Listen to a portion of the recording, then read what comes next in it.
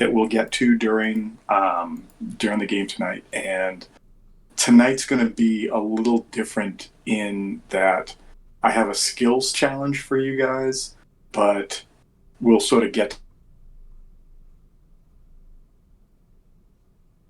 Okay. because I'm doing this differently than we've done in the past. So, um, that being said, all right. So when last we left our adventurers, they had followed these robed figures, or had been permitted into the land of Sharg, and then found themselves atop this like massive cliff with a waterfall.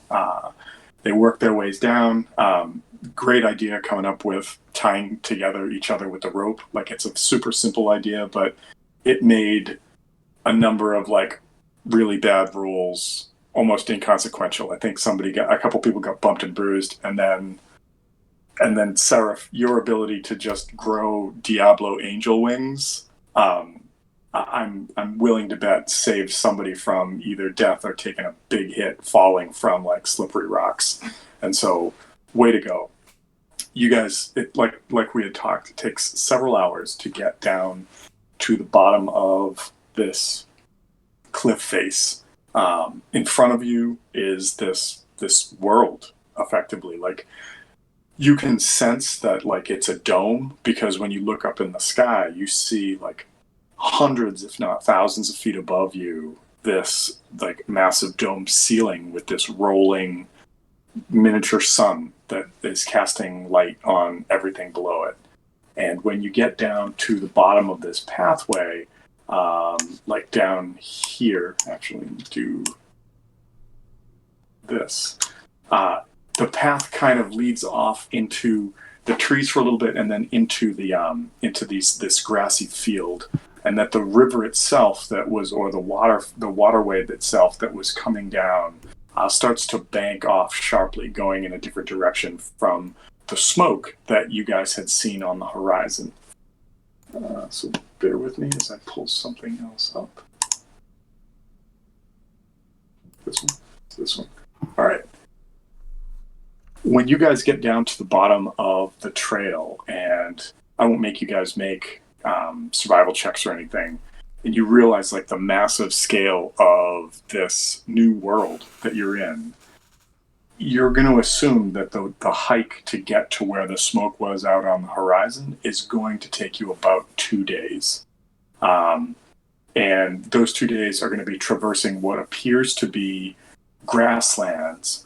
And it doesn't look like it's going to be difficult, but it does look like it's going to be difficult to see your surroundings, as the grasses are in fact tall, seemingly dormant, different types of grasses that their colors range from like greens to yellows to oranges to reds, and they are standing some like 3 to 8 feet tall, making it difficult to see that much further beyond you.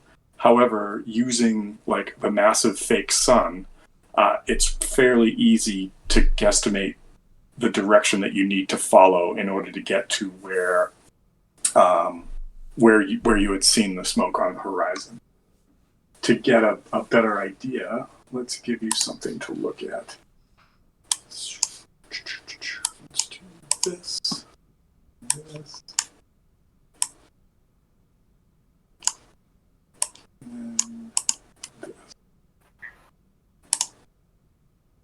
Can everybody see the picture I just pulled you guys up on? Yes. All right, cool. Yeah. I didn't know if like Fog of War was on it or not. That's why I was like, can you see it? All right. So I'm gonna jump around a little bit, but I basically want to. Hold on. Okay. As the companions make their way towards the smoke on the distant horizon, and follow what possibly rabbit trails you can, you occasionally feel the ground trembling underneath your feet. It almost feels like the rumbling of thunder, and then it's gone. Periodically, you notice large shapes waving snake-like high above the tips of the grass, and then they too, like a dream, are also gone. Ahead, the grasses begin to finally clear, and so I fast forwarded to like day 1.5 right now, and I'm going to backtrack in a sec, but ahead the grasses begin to finally clear, and across a large, maybe 400 or 500 foot swampy clearing, you see dozens of gigantic beasts. Anybody who wants to give me a knowledge check can either give me a knowledge nature or a straight up intelligence check.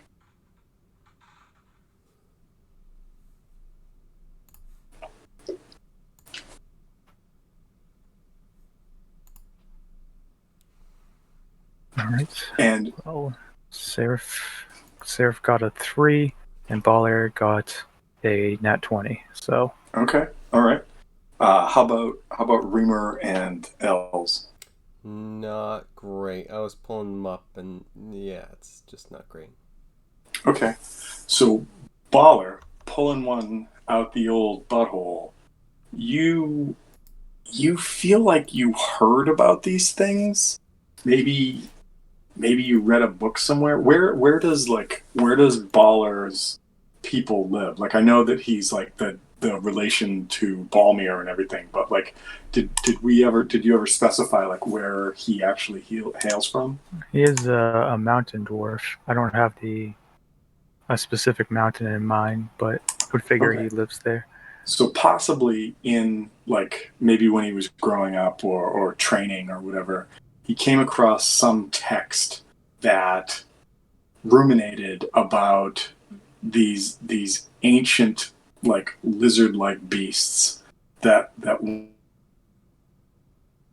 once roamed greater parts of the world, and you guys begin to see these massive creatures that you as players probably will immediately recognize. And for a better idea of just what the size proportion of this is, I'll just do this right here. Oh, because I'm on the wrong layer. That's why I can't do that.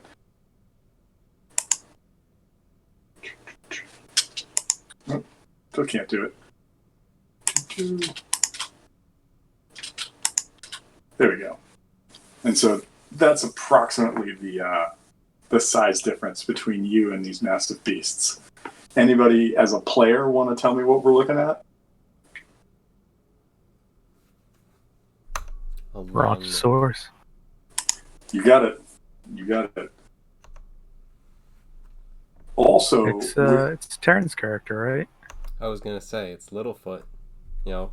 I was gonna, but then I was just like, wait a second, I can make that better and say, I don't know, but he should be in, a Goliath's backpack. So I'm not gonna lie, when you said Terran's character, I'm like, I don't understand. Did Terran try to make a dinosaur at some point? And then you said Littlefoot, and I went, oh, I'm just slow on the pickup because that's awesome. These creatures, known as brontosauruses, leisurely patrol the area through which you guys need to travel.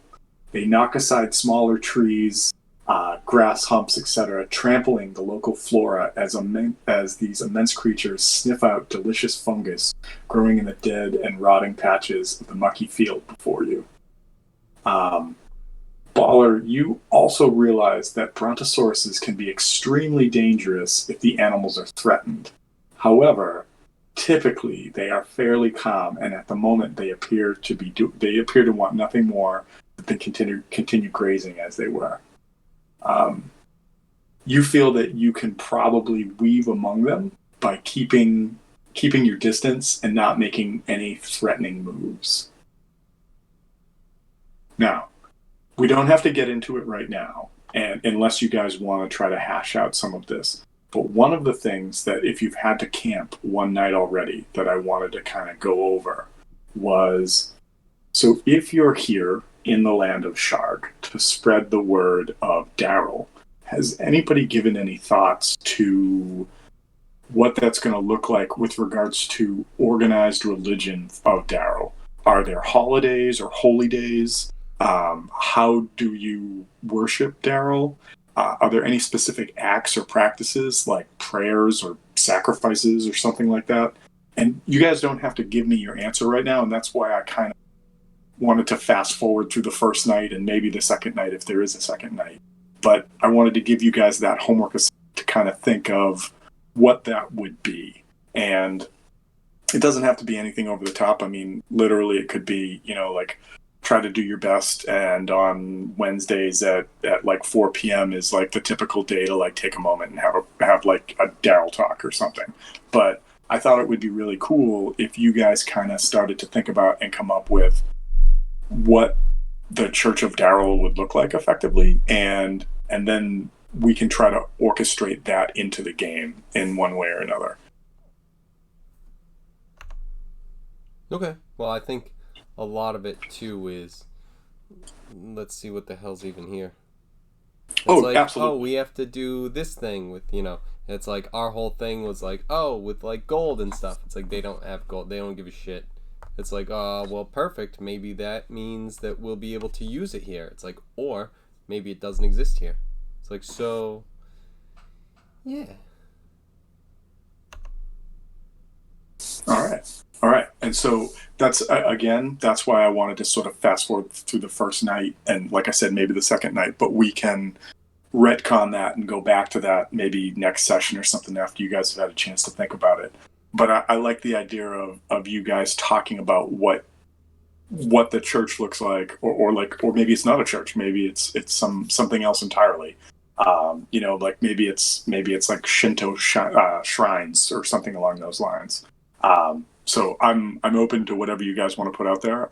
I will say that most of you are on the neutral to good side of things. So if you're like, you should probably kill 4 cats every full moon, we might have to talk a little bit about alignment. I need a reason why, but I want to sort of like push that ball into your court and see what you guys come up with.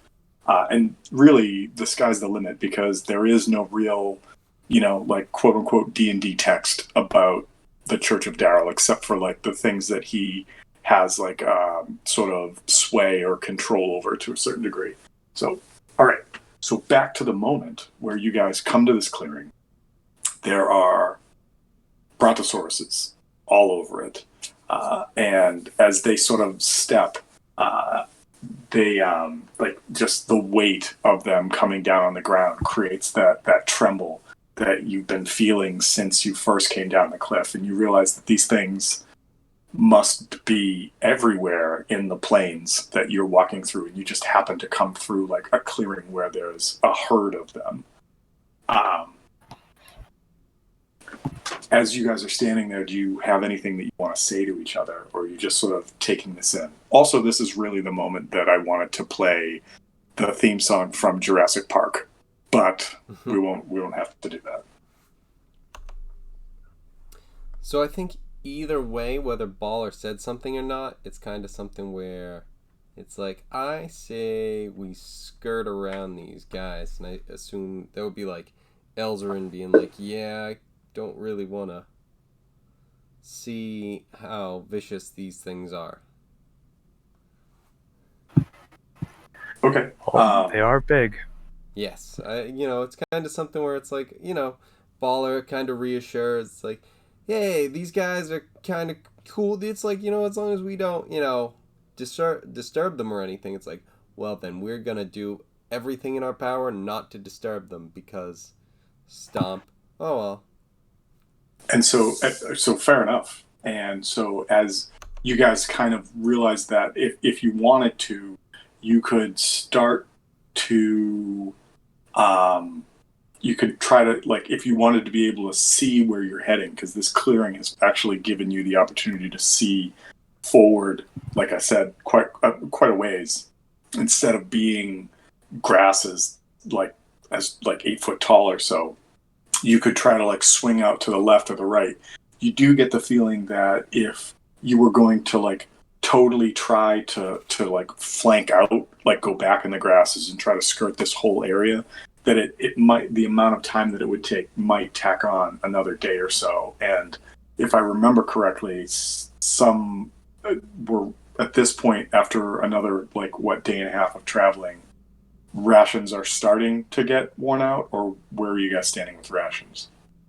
So we ate 2 of them yesterday and today. Right. So if you guys the last time we checked in, you guys were in the the temple room, or the Gleaming Caverns, and then it took the better part of a day to get down the waterfall. And so I would guess that you guys probably camped there or not, and then you probably had another night where you were in the grasses themselves at this point. So this would be day 3 of being in Sharg. Okay. Okay, so that would be 2 rations. That's what I have. Left? Yeah, 2 rations per character left. Yeah, that's what I thought. I think, I mean, Reamer's obviously all set, but yeah, Elzrin is down there as well. And so there's just based upon like what you guys like the amount of ground that you guys are covering and everything, you might be able to get to where that smoke was coming from within the next day. But if it takes longer, you're looking at going on empty. But if you cut straight across this opening, you could probably make it. So it's like there's risk reward here. You can go either way with it. And so I want to give you guys the full commentary, as it were. All right, so it seems like we can make it how long in a day if we go straight? But it would take 3 days going around, or 2 days going straight? So if you guys go straight across this opening, because you've traveled for several hours today, like pick your way across this opening, don't get squished, you could probably make it to the smoke by some point tomorrow. But if you detour and go all the way around this, it's going to put several more hours on, and so it may take an additional several hours, which could, instead of like being there in another day, it could be 2 days. You're not sure. And this is just the what's it called? Being around these dinosaurs, right? Yes. Yes. Starting around. I think I don't. I mean, how close do they seem to be? Like I mean, almost like an elephant herd. Like I wouldn't want to get within like. No. So yeah. But... Sorry. So it's a herd of dinosaurs, but because they're so big, there's like. Oh yeah. You could probably pass like a semi-tractor trailer truck like sideways between them, if not more space. Like they're not just standing shoulder to shoulder. Like so there's plenty of room to kind of like be like.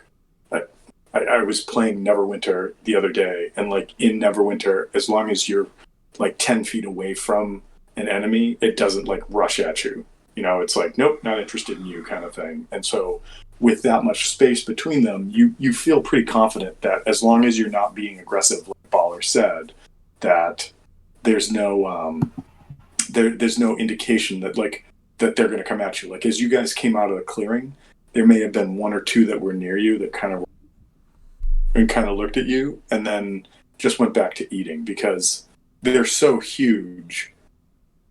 There's very little that's going to create a threat to them.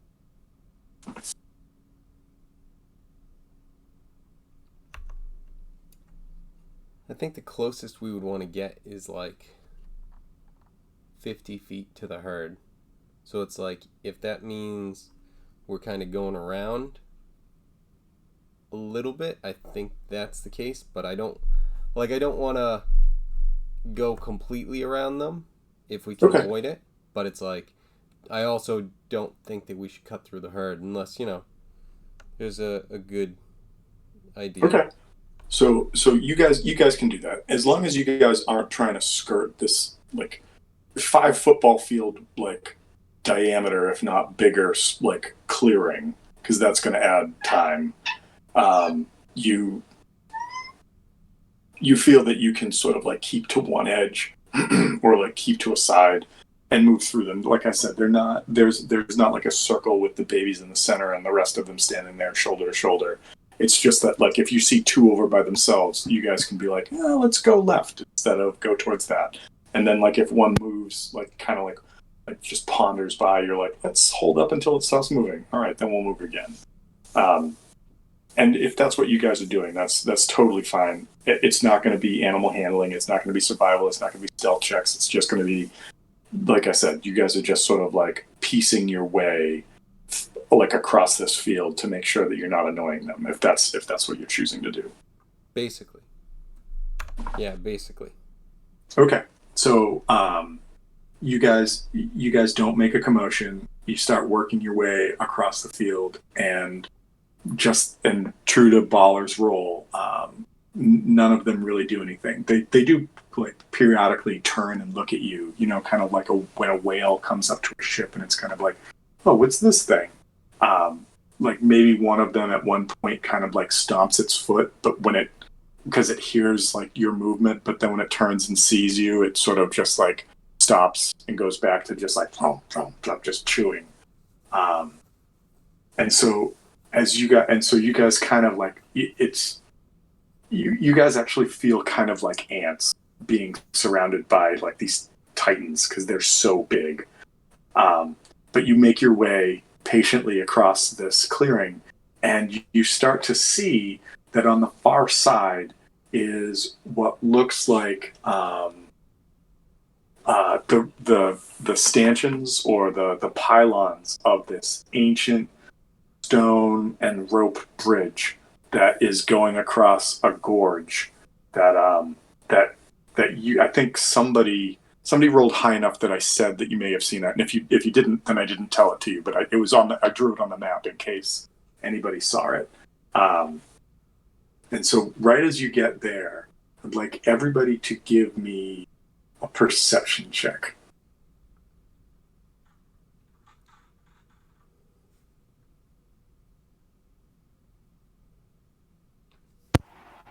$15 for Seraph, 4 for Baller. Baller's all over the map tonight. Mm-hmm. 25 for Reamer and 13 for Elzerin. Okay, Reamer, you are the only one to see this, but you see something very familiar, something that you've seen happen several times in the last few days. And what you see is this tiny red glowing ball streak across the sky and hit the side of one of the brontosauruses and explode in a huge ball of fire. As that happens and the explosion goes off, the Brontos go crazy. It rears up. The one that got hit rears up in pain, bellows a distress call to its neighbor, and they all just start, like, instead of like running as a herd, they all just start wildly rushing this way and that, and like the ground is shaking underneath you. It feels like an earthquake is happening. I will give you one more perception check. Aim really high, Reamer.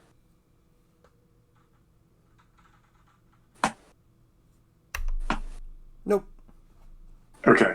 So you definitely saw like the red mote of a fireball spell streak across the sky, hit this Bronto. As far as knowing who or what sent that across from wherever, you just know that it came from generally the direction of the bridge. And so some of these Brontos start bolting from the scene while others are rallying to the wounded one and to try to crush or chase away maybe you if you had done this. This encounter is going to take the form of a chase. And rather than using normal combat rounds, the chase occurs over several phases, with each player representing approximately 1 minute of action. Each phase representing approximately 1 minute of action. The Brontos always act first at the beginning of each phase, and then it's followed by your actions. The encounter ends once you guys have accrued a number of successes equal to 3 times the number of PCs. So you guys need 12 successes. Many of your actions can earn successes, and if a PC or one of you guys succeeds at a certain skill check, while others, so basically you can earn a success by specific actions, by succeeding at a skill check, and then some of the things that you can do will mitigate some of what these raging and rampaging brontosauruses are doing. So if you open up the email that I sent you guys, you will see a document that says PC Actions.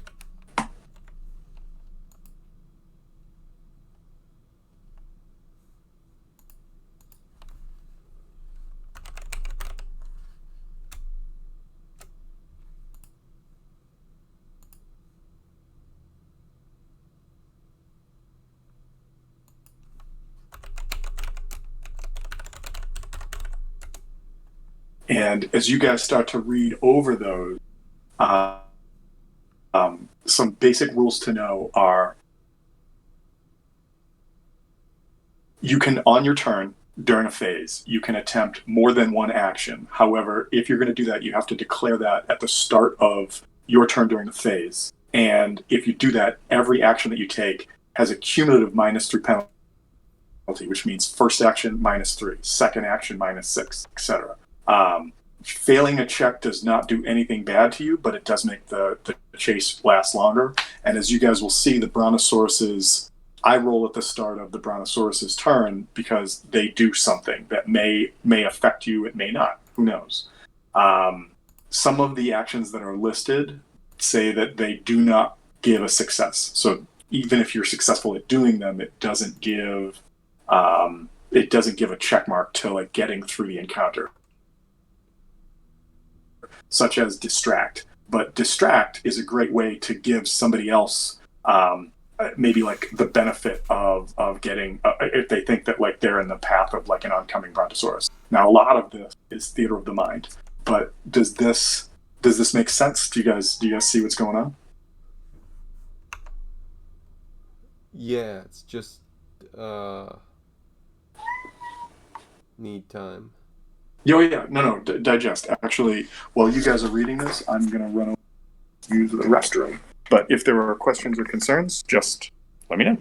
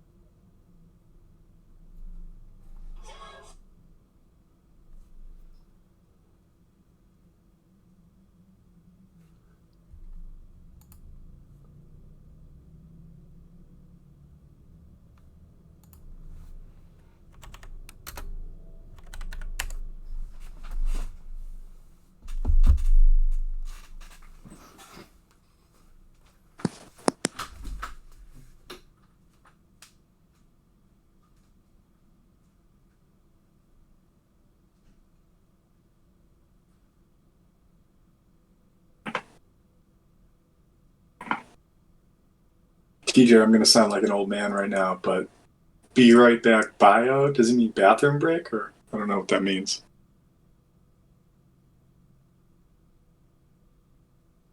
Yeah, I'm guessing. Okay. I feel the older I get, the more I have to do that with like text talk. I'm like, I don't know what this means. Yeah, I think the important part is that first one. I don't know what bio is. That just means biology to me, so I'm guessing Yeah. Okay. bathroom. I was thinking biohazard. I'm like, all right, cool, whatever.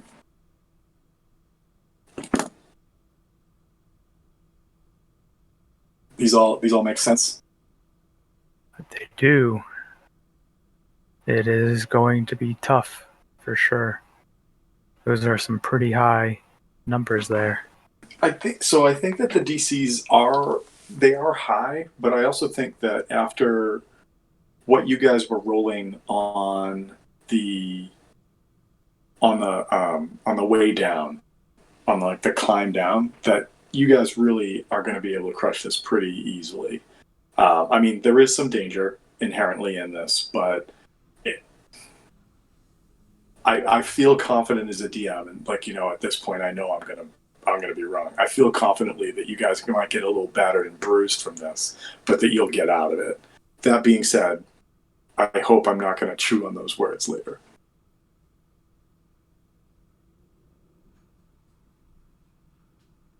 And I also think that anybody who needs to make like any saving throws at any point or whatever that are somewhat near you get a crazy bonus anyways, right? Okay. To saves, not AC. Oh yeah. It's Yeah, kind I of know. it's kind of tough with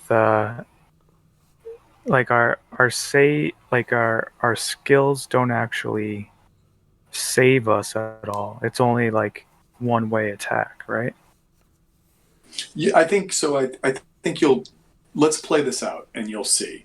But I had heard about this particular um, way of running an encounter, and I listened to a couple people play through something similar to this. And I was like, I want to bring this to the game, and I think that this is an awesome way to experience having to deal with like a rampaging horde of brontosauruses that doesn't put you guys in like an incredibly deadly scenario. It could be deadly, but I think that you guys are going to be okay. Again, I could be wrong, but let's. Have you read through the list and you want to try this? You want to try to get through this? Yeah. So, like, how far are we from the brontosauruses right now?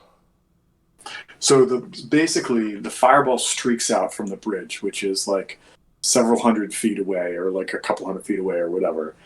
You guys are gonna start like just trying to make your way there because that like, or I would assume that what you guys are gonna try to do is just get away from this herd that's just like rampaging and starting to just like tear up the earth all around you. Um, Distance is kind of irrelevant in this, in the sense that you just need to get the successes to get out of it, right? So movement is a moot point. Okay. So I'm gonna have Elzarin cast wall of fire in a ring around us. So okay, so before we get there, Okay. we have to start off, and so each round of or each phase starts off with the brontosauruses doing something, and then it goes to you guys. There is no specific turn order, so that you guys can like if you want Elzarin to go first and do that, so be it. So all right, let's. So I need to roll a d8. Okay. I rolled a 6. Okay, so there is a sudden shift, whether it's due to the swampy terrain or maybe one of the senior animal trumpets something to the rest of the Brontos, but they all begin veering in unexpected directions around you, like they're like pinballs just bouncing off of pins. And the PCs may need to change their tactics. During this phase, each PC takes a -4 penalty to any skill check used to perform the same action that they used in the previous phase. Since you haven't had a phase yet, you guys don't have that penalty at all. However, if this happens again in subsequent turns, now you know what a 6 will bring up. So this is phase 1. You guys need 12 successes. What do you guys do?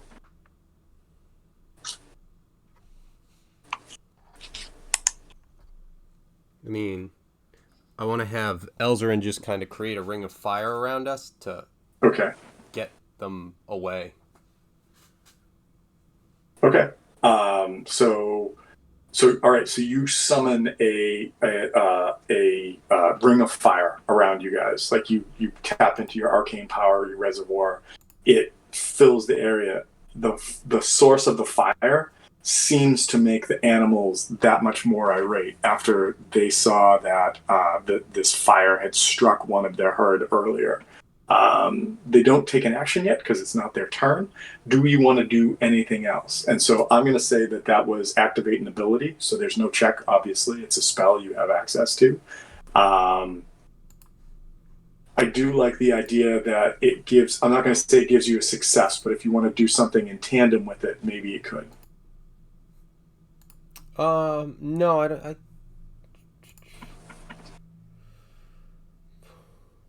I mean, other than probably just to hide, I would imagine. Okay. Well, so I'm thinking that like if you wanted to try to, and this is a suggestion. I mean, you can do what you're going to do with your character. Maybe you could try to like navigate or scramble away with like the ring of fire being like a distraction of some sort, or maybe you summon it and there's like a little doorway on the backside that you guys can sneak out of, so that maybe like the brontosauruses don't see you on the next turn. But if you want to try to hide in the center of it, I mean that's your prerogative. You can do that too. Yeah, is this like a completely clear field? So it's a field that's got like different types. So again, this is kind of theater of the mind stuff. But Right. It's a field that's got like, it's got grasses, it's got trees, it's got swampy bits, it's got like tufts and mounds of earth. It's got like some small pools of like murky, mucky water and whatnot. If there's anything that Elzarin can kind of like scramble behind, even if just like kind of tall grass and stuff, he's gonna try and just sneak behind that a little bit, I think. Okay, yeah, absolutely. So like you like summon this, and then sure enough, there's like a tuft of tall grass that's like maybe a couple feet off to the side, and you kind of like dive in there. Give me a stealth check. 7. 7. That does not pass. But you will have you will potentially have some stealth, but unfortunately it doesn't really do anything good for you on your turn. Do you want to try to do anything else on your turn? No, I think that's good. Okay, before we move on from you, and we can go to anybody in the group. Did you provide a mechanism for people to escape the ring of fire if they choose, or are they trapped in there with you? Nope, trapped in here with me. Okay. All right. It goes to who goes next? I think Seraph will try to aid Elzarin by casting Minor Illusion and having there be some kind of, let's see, it can be as loud as a yell, like a lion's roar. I'm going to cast Minor Illusion and make it sound like animals roaring to have them, to spook them like away from. Okay. All right. To go around the circle. All right. So so basically there's a Bronto that's like starts running towards the ring of fire, and you attempt to like create this sound and roll an intimidate check.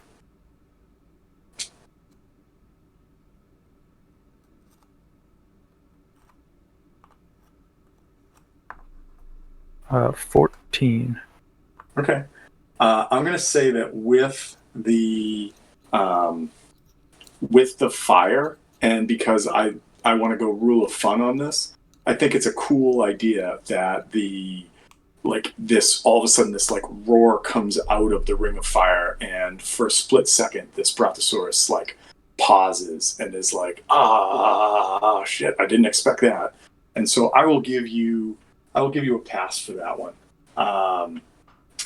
It worked, so you gain a +2 circumstance bonus to the intimidate check. The PC can attempt a single ranged attack as part of this action if he hits +2 circumstance bonus. So yeah, basically, I'm saying that you made the DC 20 with the Ring of Fire and the creativity that you brought to the table. So you guys have one success. Is there anything else you want to try to do on your turn?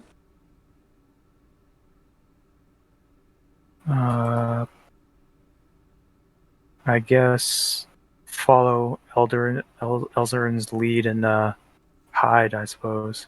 Okay, so you kind of dive over to where Elzarin stepped into the grass. Like, just remember that if you do take multiple actions like that, beyond just activating an ability, that you will take cumulative. The spook was successful. I don't want to retcon and say it wasn't. So like, if you want to just sort of like duck in there, that's fine. Just know that it won't be a roll. Would taking another action take away from that previous one? Yeah. Is it like, okay, so if I said at the beginning of my turn I'm going to take 3 actions, Yeah. then each one of them is -6? No, first one is a -3. Next one is a -6. If you did a third one, it'd be a -9 to the third one. Oh.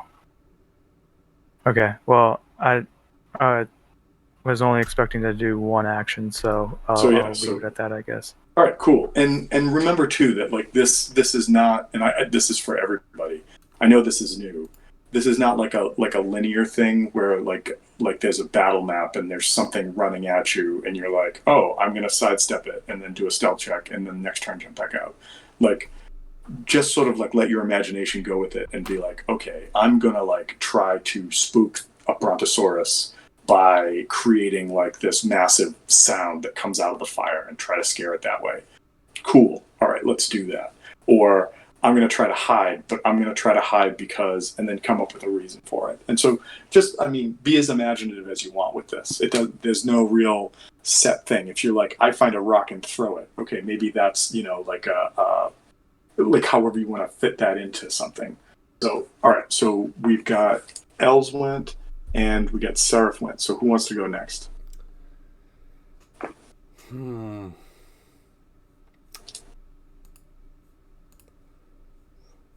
Want Reamer to go?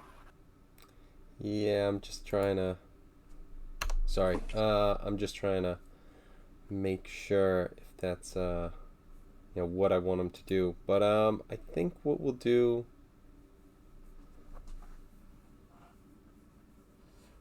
I guess we'll do a. I don't know. Maybe an.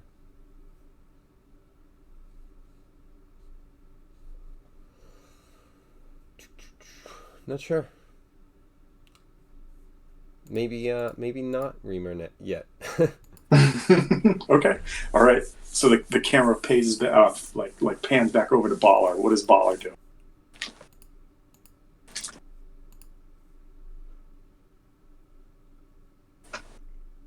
Oh, actually, that's what I was going to do. I'll use guidance on Baller. Okay. And so activating ability, no check. Yeah, and so that is you get a D4 on your next check. Baller. Alright, he'll see the Ring of Fire go up and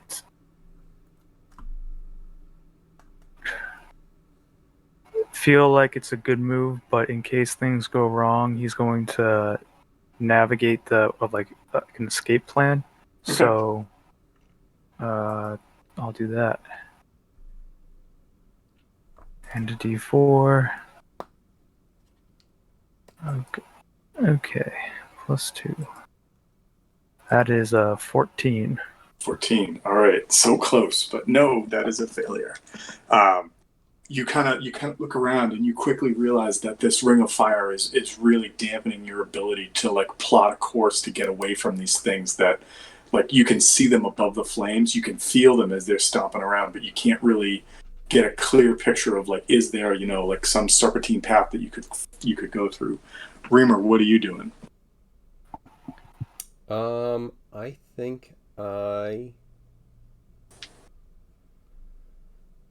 think I might try and navigate as well. Okay. So that would be here.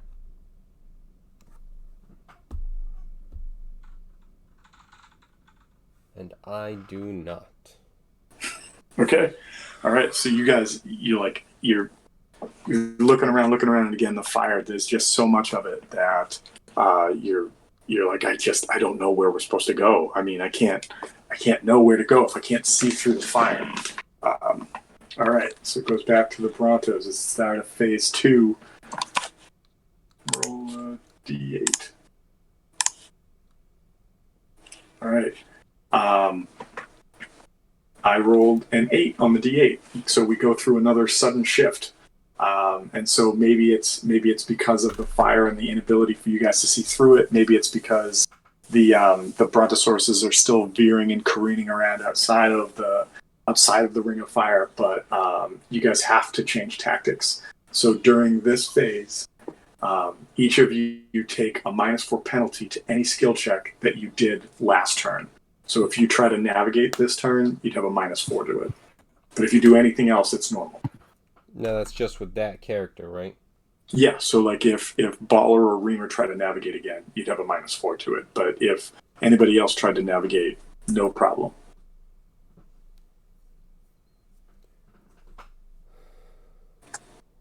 Okay. I think Elzarin's going to go with an intimidation in that case. Okay, all right. Hang on, I just want to roll back to that. So in intimidation, I will say that with with the fire, I'll give you a bonus to it. I won't tell you what it is, but I'll give you a bonus to it. All right, so that is a 22. You don't need a bonus. And so how do you intimidate like a brontosaurus that's right outside the ring of fire?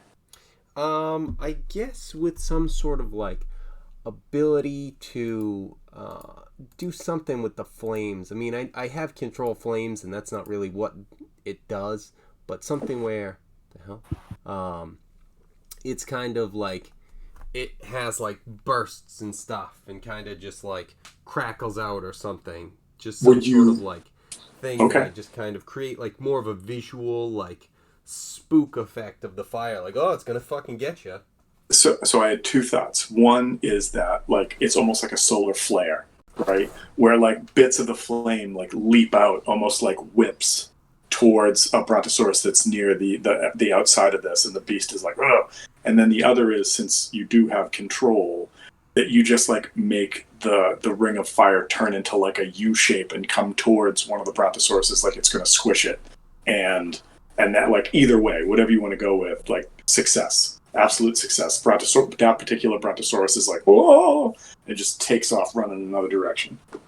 Yeah, I like the like solar flare, like whippy, like sort of thing. Okay, cool. All right. And the other thing to remember about this too, I haven't rolled for it, but you get the real sensation that although none of them have crashed through the flames at you yet, that's a real possibility that could happen too.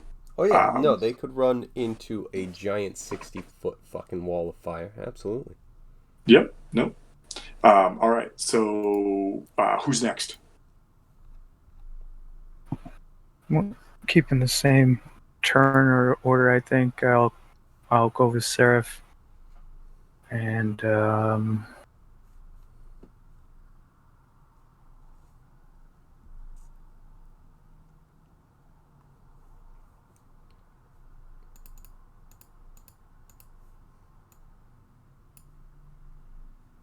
All right, they haven't broken the wall of fire yet, or they haven't Not like yet. gone over it.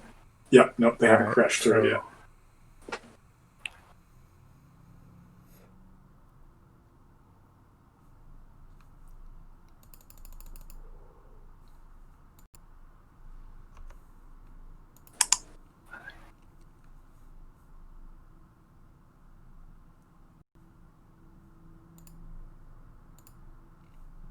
All right.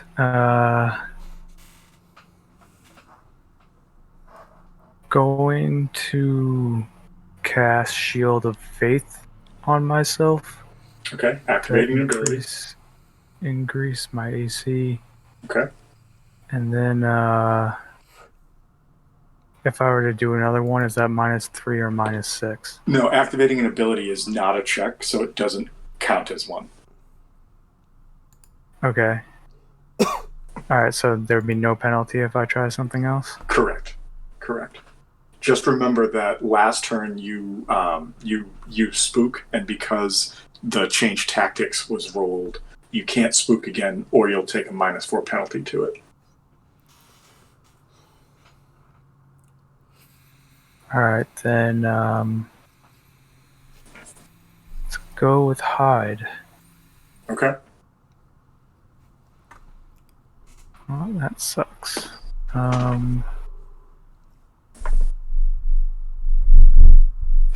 That doesn't sound like it passed. I rolled a nat 20 and a 6 on the die, so that is only an 8. Wait, I have a question. Why do you have disadvantage? The armor I'm wearing. Oh, okay. All right, so you do not get the +2 bonus to your AC, and you try to tuck into maybe that tuft of grass that you guys were standing next to. All right. Is there anything else you're doing, or that's it? That is it. Okay. Baller. What's up?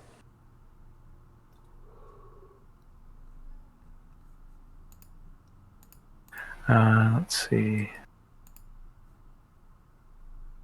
He tried to navigate, so I guess hide this time. All right. Stealth check. Nice. Okay. That is also an 8. Okay. And I rolled a 5 plus 3. Yeah, 8. I kind of imagine you guys are all standing there with your hands over your faces, going, "They can't see us. They can't see us. They can't see us." But okay, so a failure, you do not get a circumstance bonus to AC, and we go to Reamer. What is Reamer doing?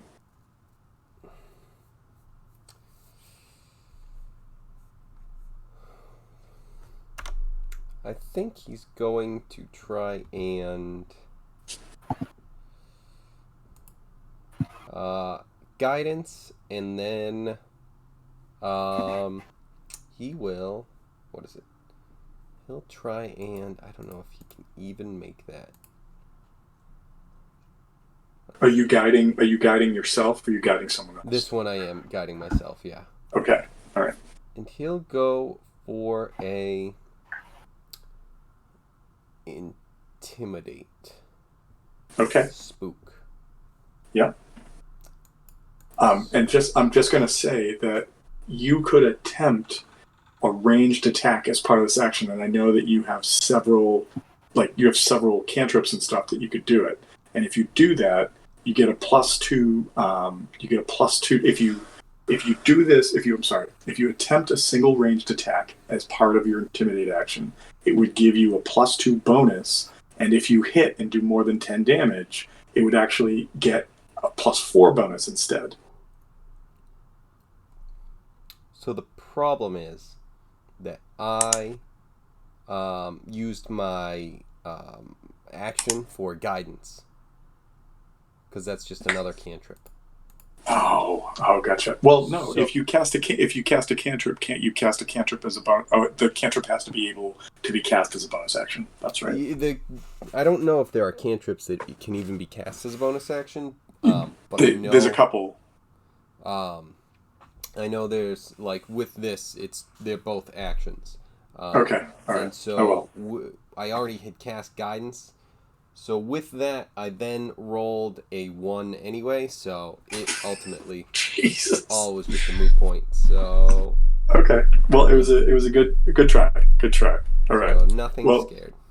all right. So you guys only need 10 more successes. You've gotten 2 successes, and we go to phase 3. I roll a d8, and let's see what we get. Okay. That's okay. Shower of splinters. A brontosaurus nearby crashes through the branches of several trees, sending sharp fragments of wood raining down and dealing 2d6 piercing damage to each of the PCs. If you guys roll a dexterity save of DC 14, it is cut in half.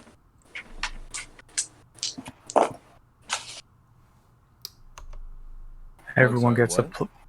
So everyone every gets a yep, plus 3. oh, that's right. Seraph. So everybody give me a dexterity saving throw that's at plus 3.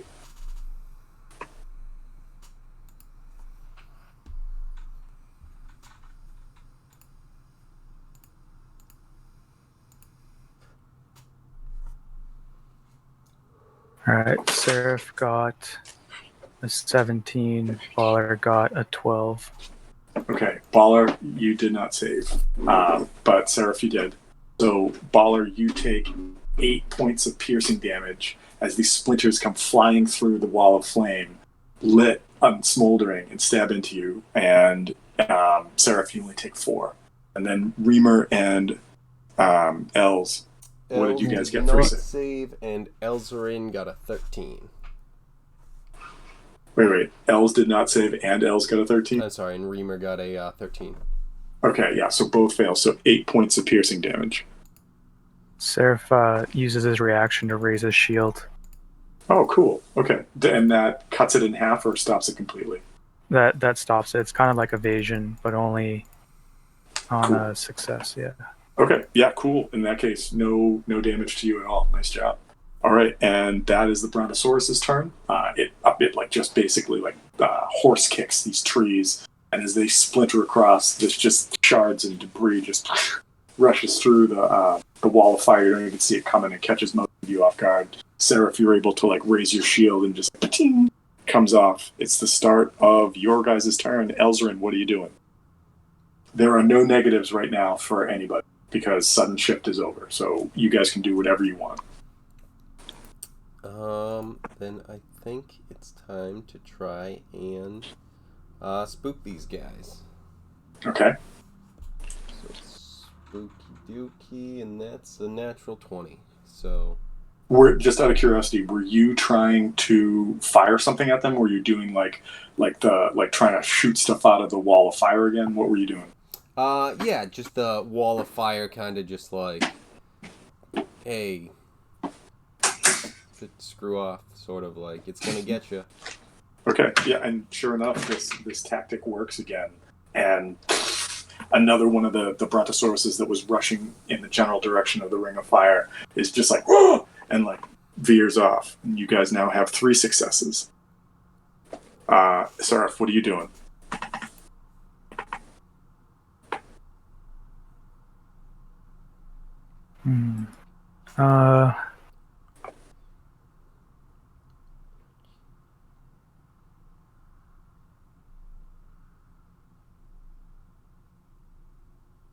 I tried to hide last time. I guess. And Karen, you did spook? I'm gonna try to do and I'm gonna try to distract them. Which one was distract? Oh, distract. Okay, deception or intimidate. Okay.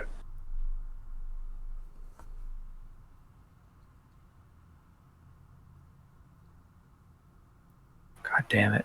That is a 9. Okay. All right. Well, so it was deception or intimidate. So, like, did is one of those maybe better for you? They're the same. Oh, okay. They're both charisma based. I'm sorry. For some reason, I'm like, oh, one of them's something else. All right. So that is a failure. So that does not work out, fortunately. All right. Are you doing anything else, or move on to Baller? Oh, you can go on to Baller. All right. If he goes into Rage, Okay. so I'm gonna mark that. And I'm guessing, just with the type of rage he goes into, he has where is it? Like a divine fury, and there is like radiant damage that comes off. So I'm guessing that there's some kind of glow a little bit, but also just raging and probably yelling and stuff. I'm gonna try to distract or intimidate as well. Okay. I believe, and your rage gives you your benefit to that too, right? There's only strength, but You know I'm what? just going into rage to try to help it out. I'll give you a benefit. I'll give you a circumstance +2 because of rage. That is exactly what I needed to get 14. Okay. And so, I'm sorry. So that you were doing a distract action. Yeah. Okay. Yeah. Okay. Cool. So in that case, your AC goes down by 2, and everybody else's goes up by 2 for this next phase. Interesting. So Okay. basically, like, you kind of puff up your chest, you start exhibiting this glowing radiance, and you're just like, "Roar!" And if any of the brontosauruses like sort of like try to charge or come through or whatever, and there's a roll to see who's going to take the hit, it's probably going to be you because you've made a target of yourself. All right, is there anything else you want to do in your turn? Nope. Okay. Cool. That is a success, but it doesn't count as a success towards completing this sort of skill challenge. All right, It doesn't? Reamer, it doesn't. As underneath distract, it says this does not earn the PCs any successes. Oh. Distracting and hiding do not earn successes. All of the rest of them do. Navigate. All right, roll and navigate. Survival DC 17. So that is a success. Okay, so that is a success, and so I'm gonna say that as this like wall of fire is like wrapped around you guys, there's like a minuscule second where off to your right you see that the flames part momentarily and then rush back together. But in that moment, you were able to see that what looks like this sort of like wavy line of like a sandy ridge that parts 2 little pools of water that you guys could probably try to make a run across on your next turn if you want to try to get that way. But that to get away from these guys. Again, theater of the mind stuff. We're not actually doing movement. This is all just imagination land. But that is another success, and you guys have 4 successes. We go to. Is there anything else you want to do? That's what you're going to do? Yeah, I think that's all. Okay, so we go to the start of phase 4, and we roll a d8. And Jesus Christ, like I'm using the Google Dice Roller, and I've rolled so many 6s and 8s. So here's another 8, sudden shift. Due to terrain or following the lead of one animal, basically everything starts going crazy again. You cannot use the same action you did last time, or you will have a -4 penalty. It's a good roll for you guys. There's no damage being done to you guys, but it's not as I don't know. It's exciting, but it goes to your turn. So, Elzerin, started off. What are you doing? I think we're gonna go with navigate. Okay. DC 17. Let's see it.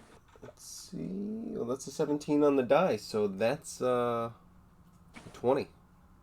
Okay, you see the same thing that I just described to Ring, and you know that like if you want to try to get away from this or keep moving, then you can do that. Can you move Wall of Flame around you? Like, can you do that, or No. do you have to? Oh, all right. You get the feeling like you see the pathway. You definitely know that it seems a little safer to go that way, but you also like recognize that you're kind of sitting ducks in this wall of fire, especially if the brontosauruses start like flinging stuff around or just like charging wildly through that they could try to trample you or whatever. But this has served well for a couple rounds, keeping you safe. And that means you guys have 5 successes right now. Nice job. 1, 2, 3, 4, 5. Yeah. All right, Sarif, what are you doing?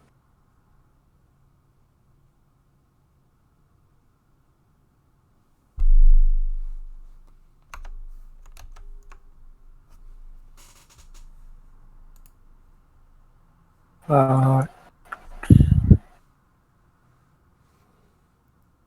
guess navigate. All right.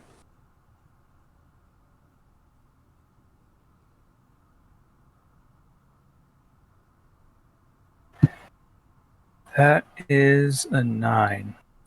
That seems to be the going number for your rolls right now. But that is not a success. All right, is there anything else you're doing on your turn?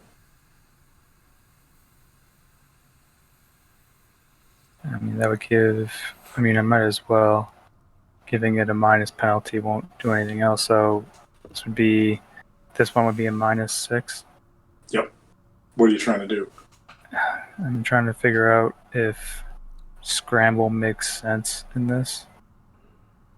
Like, would I be able to scramble but stay inside the wall of fire? I'm going to say that if you successfully scramble, maybe you like come up to the wall of fire, and if you so choose, can like roll underneath it to pop out on the other side, or you're just like right up against the edge, and on your next turn can decide what to do. I'll give you the options of that.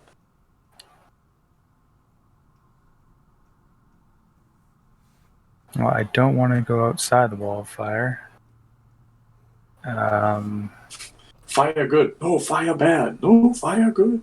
Slip between large objects, nimbly cross fallen trees. I guess to try to protect myself, I will try to squeeze between some rocks or something. Okay, all right. Scramble it up.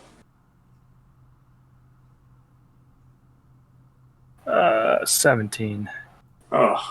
With the -6 of 17?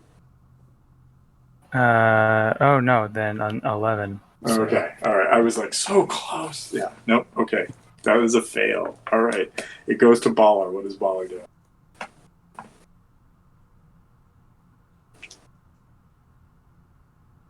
Baller.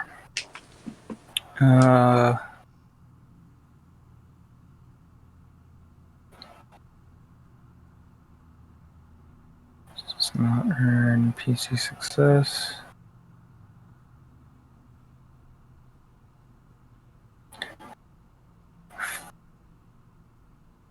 What did Baller do last turn? He did the intimidate, the distract action. Okay. Yeah, so everyone's AC is the Currently, same now. Yeah. No, it's for this. Yeah, for the entirety of this round. We got the change one. Yeah. So it didn't go back? No. So for right now, his AC is -2. Everybody else is +2. But because the creatures didn't like actually attack this round, there was no real benefit to it, kind of scenario. Now it's back though, right? His AC's everything's back to normal. Because it's back to my turn. Oh no! For the rest of this phase, it will stay, and then next turn it'll turn it. Actually, I mean, what is it? Yeah, I guess during the next phase and the other actions during the next phase. So like, I'm going to say that stays in effect at the beginning of this phase, which ended up being nothing, which was just the change one. So, had there been something, it would have affected it at that point, but now it's kind of reset back to his turn. Okay, yeah, I was kind of thinking that like we're still in the phase that it affected, but yeah, once it gets to the Brontosaurus, that's right at the beginning of the next phase, so it ends up being like a moot point. It's either it's kind of like what TJ and I were talking about and discovered, where it was like reaction comes back at the beginning of your turn. Yeah. That actually comes into play a little bit more though, but yeah. Okay, so I mean, I'm happy to go either way with this. If it makes more sense for you to continue to have the -2 penalty for something you want, so be it. If it doesn't, then it's back to normal. Either way. Yeah, I mean, I'm fine with the penalty, because it still provides everyone else with the +2 as long as I have the penalty, right? Yeah, well, until the beginning of the next phase. So, like, if you want to, and just remember though, because it was change tactics, you can't do the same action, or you would suffer a higher penalty to try to do the same action. Right. It would go. I would need to. What was it? A 4, so I would need to roll like higher You'd than roll- an 18. You would have to roll an 18. Yeah, an 18 or higher.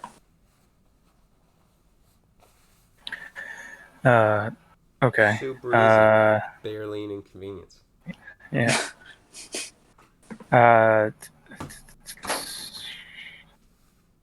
Let's try to navigate again then. Okay. 12 on the die. That's 14. All right, close, but no tobacco. So that is a fail. You did notice that like both, it seemed like both Reamer and Elzarin had kind of turned their heads and looked at one particular direction for a moment, but unfortunately, the flames kind of like covered what they saw so quickly that you couldn't make it out. All right, Reamer. What did I do last time? You did guidance on yourself, and then what did you try to do? Oh, you tried to do the spook intimidate, and because we were talking about a ranged attack, right? Or no? I want to say that's. I don't think that's correct. Well, that wasn't when I did a navigate, did I? Was it? No, yeah, it was a navigate because you saw. Yeah, that's right. You saw it, and then Reamer saw it. I'm sorry, Reamer saw it, and then L saw it at the very beginning of this and round. that would have been at the beginning of this turn. Yeah. Okay. So yeah. All right, then I'm gonna do that. Try and attack. Navigate. Wait, no, you did navigate last time. Attack. So spook. Okay, so you can do a single ranged attack at a Brontosaurus. I'm gonna say as long as you have something that's like, what's your range? Shit. It's like ranged attack. I don't know if I can do that. I have a cantrip, so no, I can't make an actual ranged attack then. What about your like Sacred Flame or whatever? Yeah, that's Not a cantrip if that works. Yeah. Okay. Yeah, that's it's a ranged attack. What's the range on it? 60. I think it's 30 feet or 60 feet. Yeah, perfect. You absolutely can try and like hit one of the Brontosauruses that is running around with that. Is it a save or is it just an automatic hit? Yeah, it's a save, I think. Right. Dexterity 15. Okay, let me. These things are probably super dexterous. Yeah, giant behemoths. They rely on their nimbleness. Let me. Super nimbleness. Let me just see this. Okay, so I need to roll a d20 then. And where's my dice roller? Okay, get rid of that. Roll a d20. It rolls a 5. There is a slight modifier, but it is not enough for it to make the save, and so you hit. So roll some damage and tell me what you get. With that, I do 12 points of damage. So you have a +4 to this intimidate check. All right, so let's go for it. And that's that one. Oh. With the +4, that brings me from a 15 to a 19. And with my modifier, that brings it up to 21. I was like, you gotta be shitting me. You rolled 12 points of damage on a cantrip and it doesn't work. That's awesome. So like you point your finger. Well, you tell me how it looks like when you do this. What does it look like? Sacred Flame, I think, comes from the like from above. So it's kind of like a spell that comes. Flame-like radiance descends on a creature that you can see within range. So I see it as kind of like almost like a pillar, but I guess it could be kind of any sort of flame that just kind of strikes down. So you know what? With Elzarin, it's gonna be a flaming hammer. Nice. That comes down. Cool. Awesome. All right, and with that, you guys are halfway getting your way through this. You have 6 successes right now. You need 6 more in order to be done with So, this. lemur, of course. However, it is the it goes back to the Prontos. It's the beginning of phase 5. Roll a d8 and see what we get. 3. Falling tree. A Brontosaurus topples a tree that crashes into the PC's path. I imagine this tree just like crashes down through the wall of fire towards you guys. A randomly determined PC takes, I'm not going to tell you what it is, some damage. You do have a dex save against it, and all PCs are going to take a negative penalty to acrobatics, athletics, and survival checks during this phase. So acrobatics, athletics, and survival checks, you take a -1 penalty to. I'm going to roll a d4. I'm going to use the order that we've been going through. So Elzarin, you're baller, etc. I rolled a 1, so this tree comes crashing down. Elzarin, maybe it comes over from the side, and I'm going to need you to give a dexterity save. Not great. Well, remember that you get the plus from being near Seraph. Dirty 20. Nope, wrong way. Dirty 20. Okay, perfect. So you negate what could have been a good headache. Let's put it that way. Like, I'm not going to tell you how much, but you sort of like, you just the last second see it coming, and I imagine like you turn your body sideways, and like where the branches fall, you just find yourself directly in between it. Nice job. Way to get through that. However, do remember, everybody, -1 to acrobatics, athletics, and survival checks. All right, it's Elzarin's turn. What is Elzarin doing? Elzarin is not affected by spooky intimidation stuff, right? That doesn't have minus. So No, intimidation does not. He's gonna try and copy Reamer, and he's gonna blast out with his with a firebolt. Okay, Yeah. fire whatever you want. Yeah. All right, and so that's a roll to hit for a firebolt, correct? Roll to hit for firebolt is correct. So, All right, so roll. That's only a 12. 12 total. Yes. All right, so you're not going to get any bonus to this because you didn't hit and you didn't do any damage. But you can still attempt to do the intimidate check without any negatives. You just won't get the positives with it. Unfortunately, that one, I have 2 dice on this roller, and I switched them, and I rolled. It was a 3 and a 17. It was like, nope. The green one was the one I was looking at this time for last time, but this time I switched to blue, and that was a 5. And the green was a 17 or 18. I'm sorry. No. So I chose wrong twice in a row, so nothing happens there. But on the plus side, you did avoid getting hit with a tree, so Right. not a bad turn. All right, exactly. Seraph, what are you doing?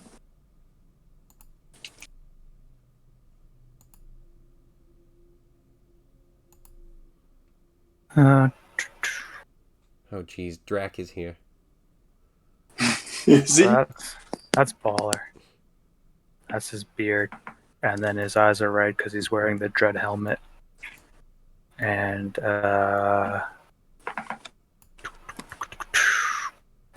What something just is- show up in Discord, or what are you guys talking about? Roll 20. my drawings. Yeah. Oh, I'm on a page with like all the stats on it, so I wasn't even. Oh, bam. Okay. Visualizing. Yep, that's cool. I like it.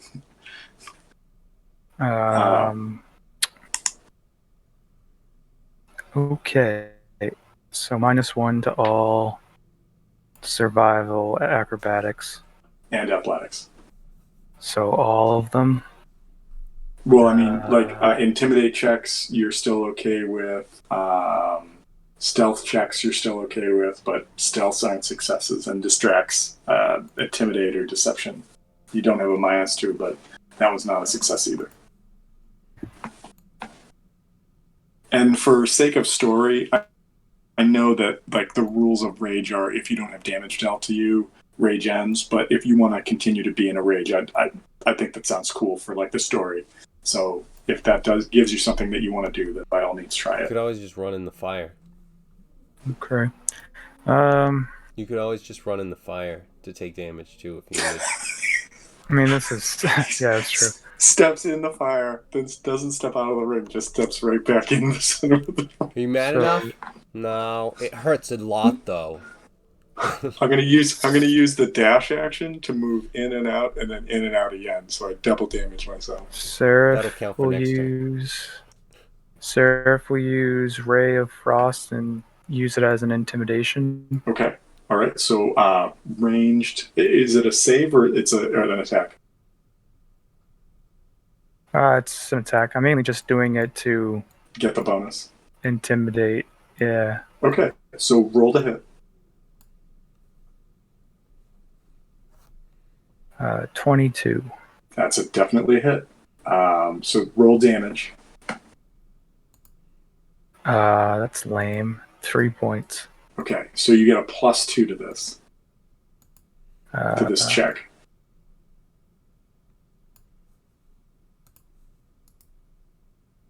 Oh, that didn't help at all. I rolled a natural 1. Oh no! Oh no! I'd rather have used that attack roll.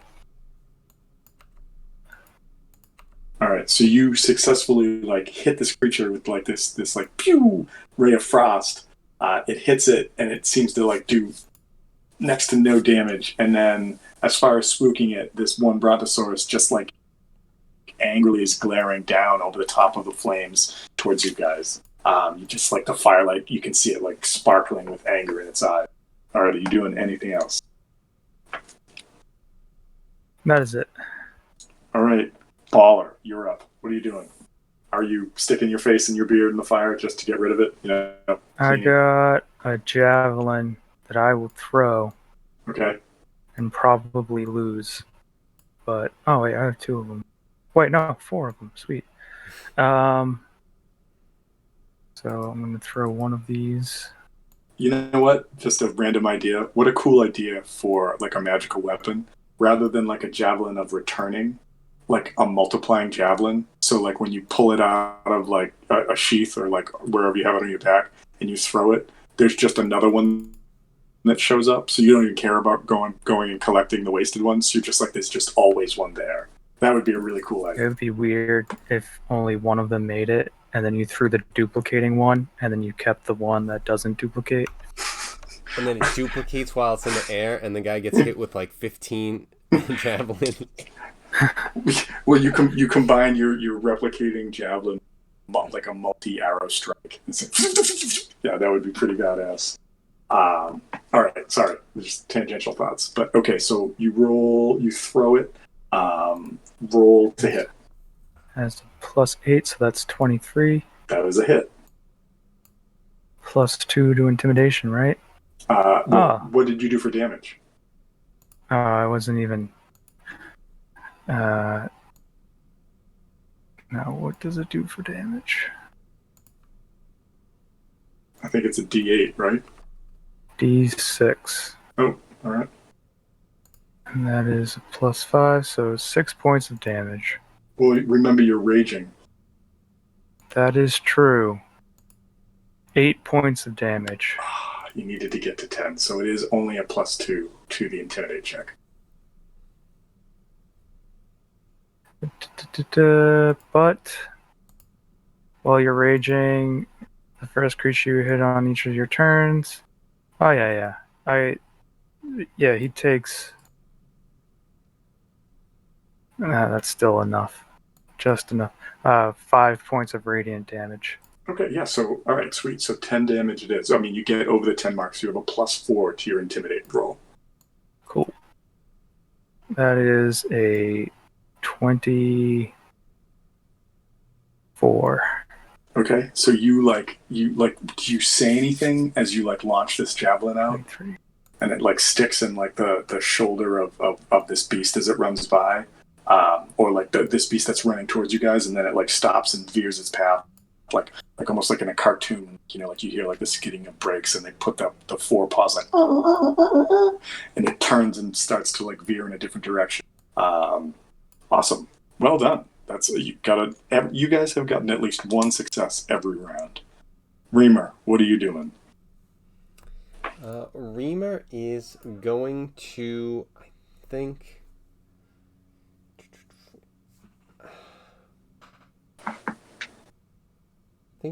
Probably. We'll go with the scary. Blast them and scare them away. Okay, do it up. That's a dex saving throw of 15 that needs to be made. All right, I need to go back to the dice roll. Clear that up. D20. I rolled a 15 on the die. So that means that it doesn't do anything. So you got to do a straight no bonus to the intimidation check. Yep. So it does not pass. All right, cool. So you go to you're like, I know what I have to do. You try to call down that sacred flame again, and this time it just sort of like goes wide, or the brontosaurus like pivots on a leg that you just didn't anticipate it could, and it just harmlessly hits the ground. All right, we are now at the start of phase 6. Let's see what the Brontos do. That tail? Okay. Rolled a 3 again. Falling tree again. A Bronto topples a tree. Another tree crashes down through the ring of fire. I'm going to roll a d4 to see who it's coming at. It's coming at you again, Elsa. I've rolled 2 1s on the same d4, so I need you to give me a dexterity save. Okay.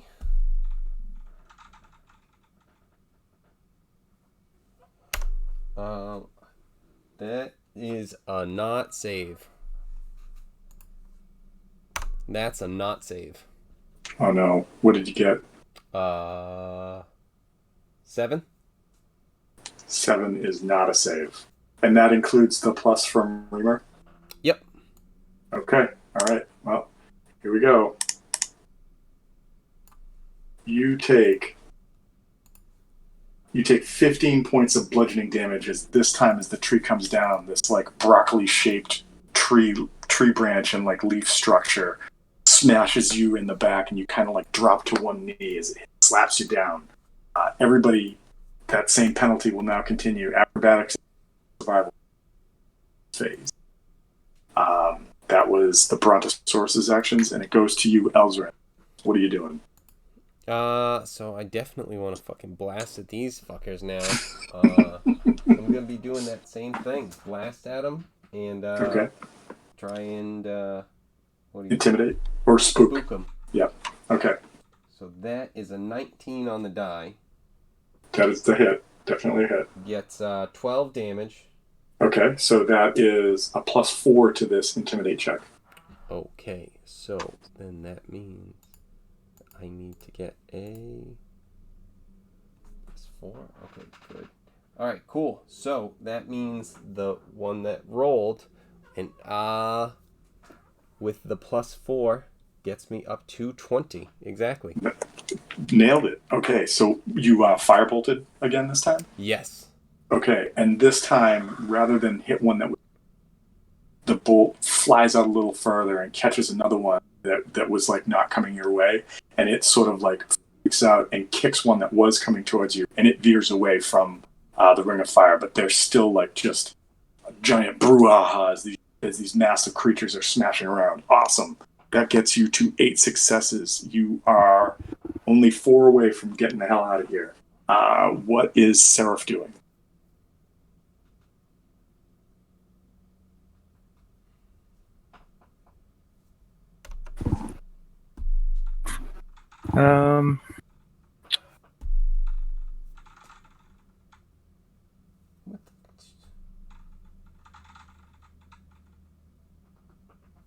Navigating.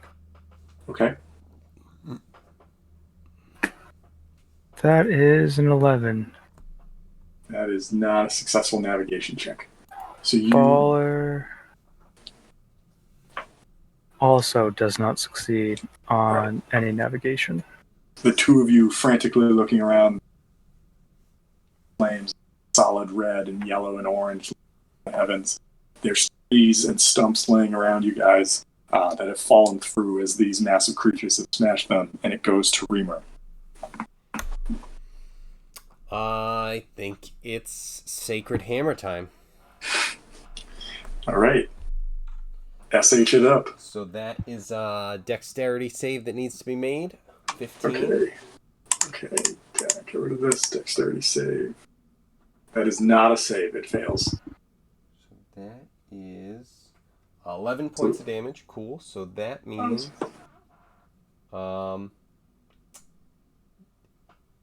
the spook was actually that one was natural 20 anyway, so Oh, wow. irrelevant, but there it is.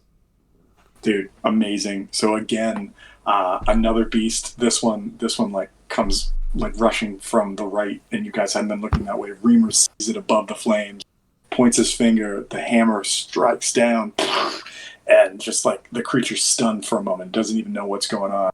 And you guys now have 9 successes, 3 more, and maybe you can get out. You can get away with it dying. However, start of phase 7 means it goes back to the Brontos, and I got to roll a D. Get that off there on that. Okay, I rolled a 7, so sudden shift again, whether due to terrain or they're all running around crazy. Each PC will take a -4 to any skill check that they've used in the prior one, so Fluke may not be an option. Elzarin, what are you doing? In that case, let's go with. I think maybe we'll try and navigate again at this point. Okay. See if we can find anything.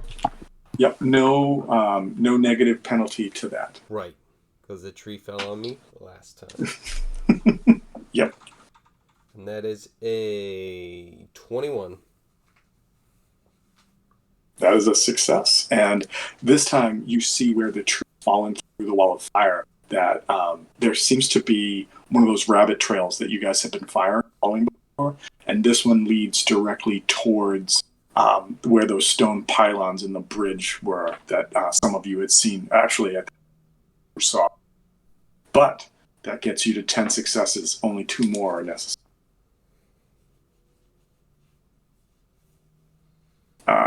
Seraph.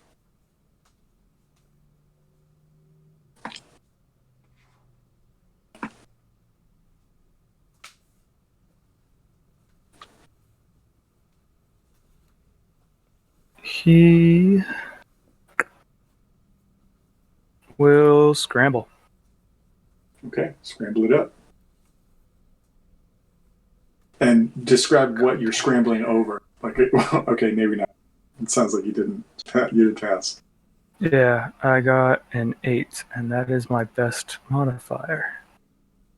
All right, you try your hardest. Maybe the tree branches. There's just too many of them from the 2 that fell down. And you try to force your way up. One of the branches kind of gets caught in like a strap of a bag or something, and you end up spending your round trying to like get that where it's hooked you. Baller. Baller shows Seraph how it's done. He scrambles. Got plus 8. So yeah, that's 27. All right, that is a success. Does he try to scramble like along the tree to get outside the fire ring, or is he just trying to get out from the trees? How is he scrambling? Yeah, I'll get outside the fire ring, I guess. All right, so you kind of book it out, and as you come out on the tip, laying the firewall, you see the path that I just told Elzarin about, and it seems to be going directly to the bridge. All right, that puts you at 11 successes. This could be it. What do you do? I believe that Reamer is just going to use guidance and Try and use a survival. Okay. All right. You're going to try to navigate as well? Yes. That's Okay. the one. All right. Guide yourself. Roll a survival check. What did you get? This could be it. You could end this. I don't think that's gonna do it. Because that only ends up being 9. Oh, not enough. All right. He gives a valiant effort. 2 more successes that round. You're at 11. And you can get out of it. But the Brontos will have one more chance to do something. Back up to where the Brontos are. Pull up the dice roller. All right. D8. Okay. 2. Body check. A Bronto runs alongside of C, buffets him with his body. And it's going to be an attack roll against you. So here we go. D4. Who's it going to be? That's a 3. So, Baller, as you scramble down to the end of the tree trunk, you see the path that you got to get out of. A Brontosaurus runs up and slips in the mud, and his body like starts to crush down towards you as it tries to like just do effectively like a Yokozuna smash. Roll a d20. Oh my god! There's a strong chance that this hit you. Does a 15 hit you while you're raging? Does not hit me. Yeah, I rolled a 2 on the die, and so it like hits the ground near you. You only balance, but it slides by and like it rights itself and then starts rushing off in a different. That was the end of the Brontosaurus's turn. That could have been pretty bad, but it wasn't. That. So did that thing run through the fire? Oh yeah, yep. Okay. It took some fire damage, but you guys all realize that these creatures have literally hundreds of hit points because of their size. So the damage that you're doing has been like on different Brontosauruses as they rush by you or sort of come up to the flame and then veer off because you spooked them or you scared them. So I'm not underscoring what you did with the fire. It's great, but this battle isn't so much about dealing damage as it is getting the successes to get out. So it gets back to Elzarin. Elzarin, what are you doing? All of the negatives and the sudden shift stuff is gone this time. So I'll just try and shoot and spook. okay, so maybe you take a shot at the one that like just tried to crush Baller. It's like sort of left butt cheek is still burning from where it crashed through the fire a little bit. Are you going to try to hit it? Yes. Yeah. So I shot with a 19. I only get 7 points of damage, and I rolled a 1 anyway. Oh, a valiant effort, but you hit it with a little bit more fire, but it was already taken off. It doesn't seem to be enough to get you the success that you need. Seraph, what do you do?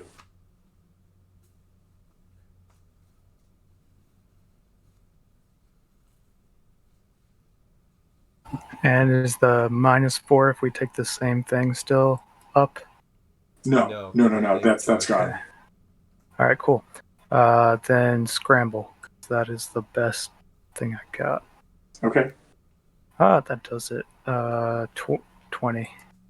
All right, 20. With that success, you get to 12 successes, and I'm going to say that Seraph, you make it over, and over by Baller's shoulder, or maybe over Baller's shoulder and through the flames, you see this sandy path that's leading towards these like stone pylons. As you see it, you realize that like the fire has been doing a good job of keeping things away, but if any one of them had ever broken, there's a good chance that many of you would probably be nothing more than like pancakes or memories of pancakes. You cry out to everybody, "We have to make it to the stone beers," and you all start running towards it. You make it towards the bridge, and you notice that this like, although it looks ancient, this like rope and stone bridge, like it's these stone beams really that are all tied with like. You get there and you turn around and you see that there's like 3 of these Brontosauruses right on your, and you're like, across the bridge, and all 4 of you rush across, make it to the inside. Brontosaurus was in the, like makes it to the first couple like of these like stone planks, and its massive weight just crushes the bridge, and it falls down the ravine that the bridge spanned across. It crashes down to like the water, like 150 feet below, and starts getting drifted out as the water wave runs away. The rest of the brontosauruses see you guys have disappeared or have been chased away, sort of like give up the chase and go back to like rounding up the rest of their herd. Way to go! Way to have successfully survived that scale. It's 11 o'clock right now, so I'm gonna give you guys just a little bit more information, and then we can call it a night, depending upon where you guys get. So I'd like everybody to give me a perception check. All right. Reamer, Before that, Elzarin says to Baller, all right, or to the group, but, about Baller. It's like, all right, so never trusting his advice on animals again. Got it. does Reamer share that like he saw the fireball that started everything? Yes. Okay, so if Baller wants to defend himself at all, I think he's a pretty good point, because up until the fireball, the brontosauruses had done nothing to you guys. Provoking him with more fire. After a fireball made perfect sense.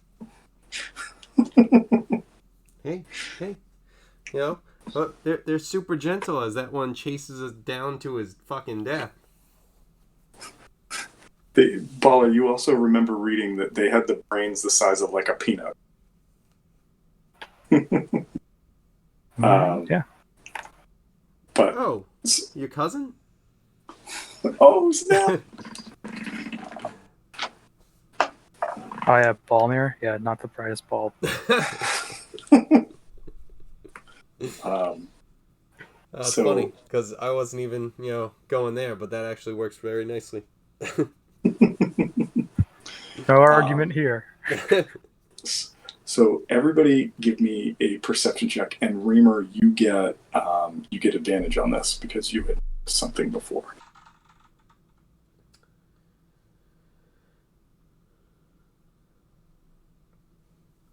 What is it now?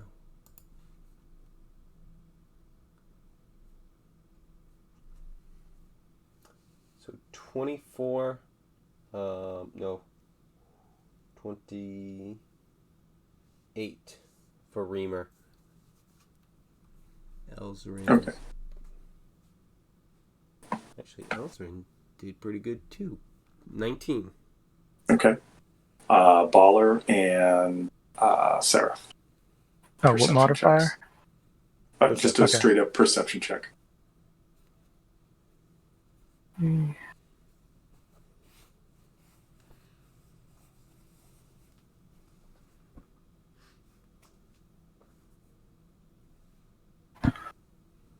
All right, cool. Both rolled a 17. Okay. Reamer, you're the only one who notices that in the soft earth on the other side of the bridge where you guys were all standing and kind of rushed into, there are very light impressioned tracks of several sets of feet that have 3 toes. So it's like, it doesn't appear to be like a human foot or like a dwarven foot or like a gnomish foot. So it's like, I can't say it's not humanoid, applies to many different creatures, but you do see what looks like several sets of footprints that abruptly turn and start walking on this path, and there is an actual path that sort of leads in the direction that you guys wanted to go. Alright, so Reamer sees this and says, aha! Sloths were here recently. We will be able to catch them, at any pace that we choose.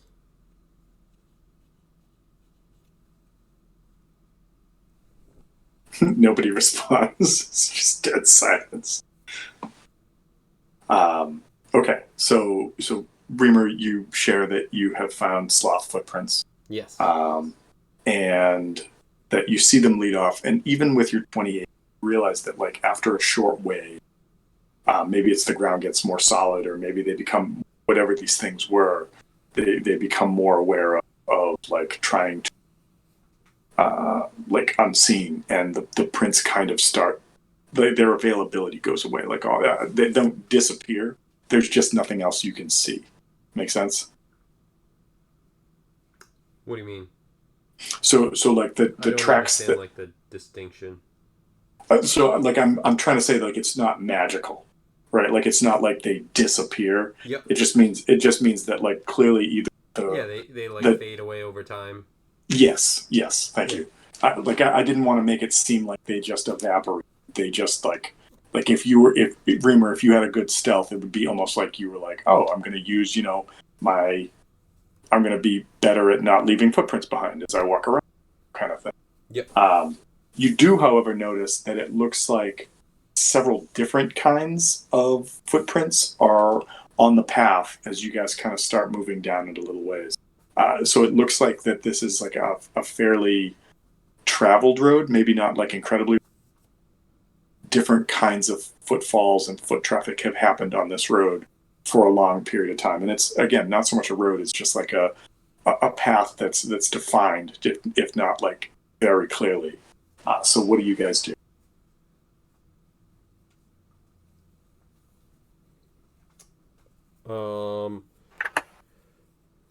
What would we need to do to figure out, like, because we have this path that we followed. Is this leading us towards where the smoke was? Yes, this is the first time you guys have actually path that wasn't like a deer run or a rabbit chase or something like that. Like this is like earth that doesn't have stuff growing on it, and you can see that it's moving towards the horizon where the smoke was. And at this point, I'm going to say that you can actually start to see the smoke again on the horizon.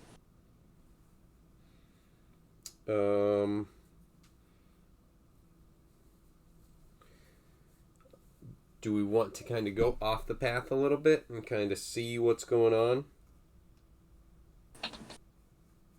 Actually, that's kind of Elzarin's thing, and Reamer's like, I mean, I'd rather just fucking walk straight up, so I'm conflicted. Yeah, why would you want to go off the road? I just don't know anything of what's here. What we're walking into. Someone did shoot a fireball earlier, and there was some kind of smoke signal we saw, so there might be some kind of civilization. Yeah, like that's where we're headed, is towards the smoke and towards the civilization. But I mean, orcs light fires too. Orcs are I mean, let's kind of see what we're getting into before we. And even with that doesn't necessarily mean it's like, ooh, look, humans. Let's go down there and get killed by them because they're a bunch of pricks. So let's. You just see a sign that just says in like a 3-year-old's handwriting, "Humans are pricks." No, you don't see that. You don't see that. That's the sign. It's humans are pricks, is saying. So yeah, I mean, Reamer kind of doesn't care. He'll walk straight in. Reamer's shield is like the face. Right.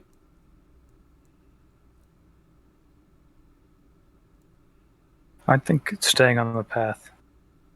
And we should, if we're trying to convince these people of good intentions and converting them, then I think approaching them head on is the right way to go about it.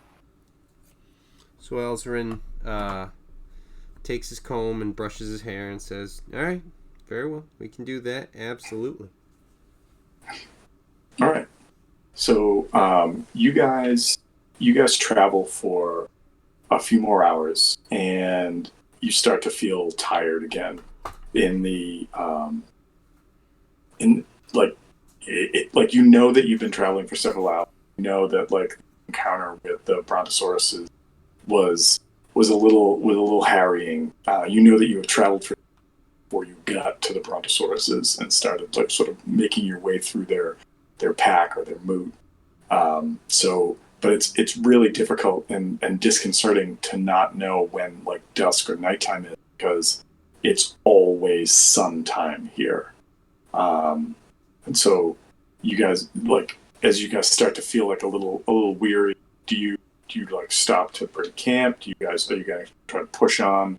You see that the smoke is getting closer, but you still don't see just where it is, and you get the feeling that it's probably going to be several hours more before you get there.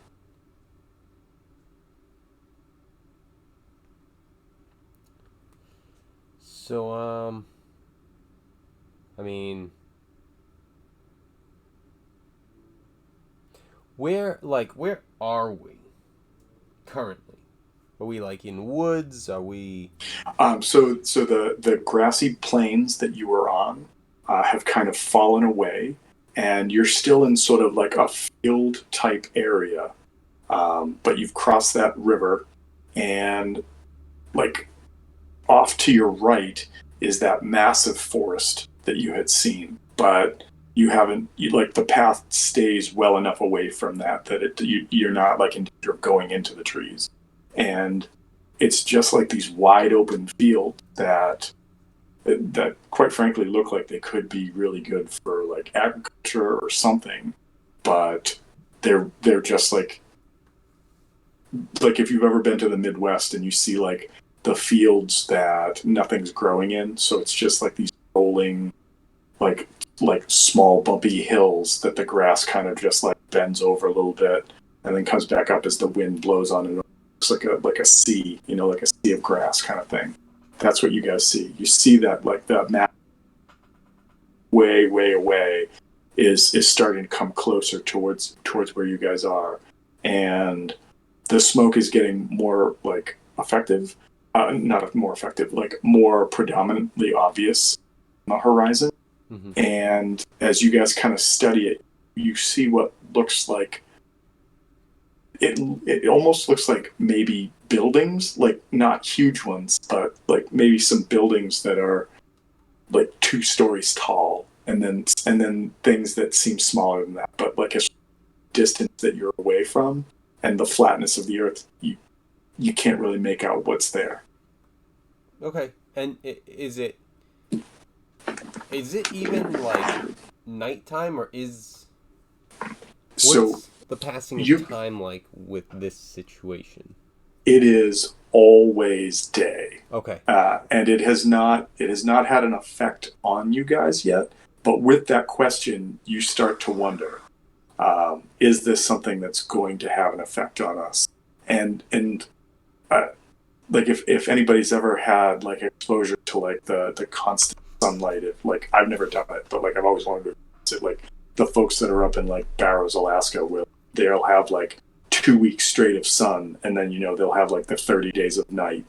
Like it's crazy. Like you're like the first couple days, your body doesn't know what to do. Like, are off, and so you guys are kind of in a state of flux because your systems were already a little cloudy because of being in the Underdark, and some of you had started to suffer from that from being away from the light.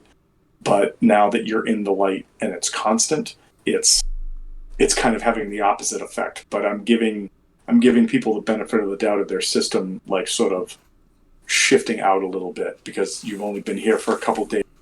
You've been you've had a couple like long days of trekking and trying to like not die effectively. And so maybe this is something that sure enough will not yet.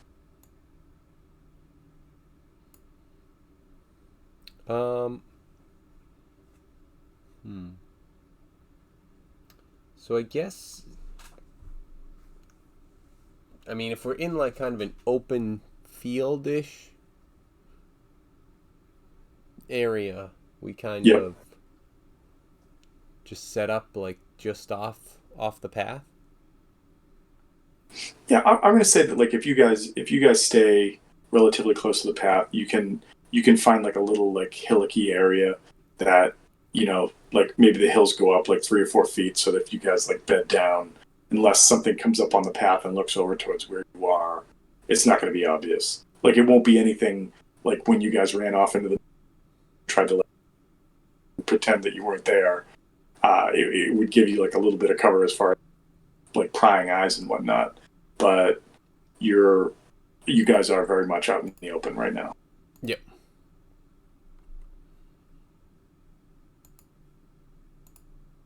So I think that's kind of the plan. Okay, so sure enough, you guys, or well, TJ, do you want to like weigh in with anything with that, or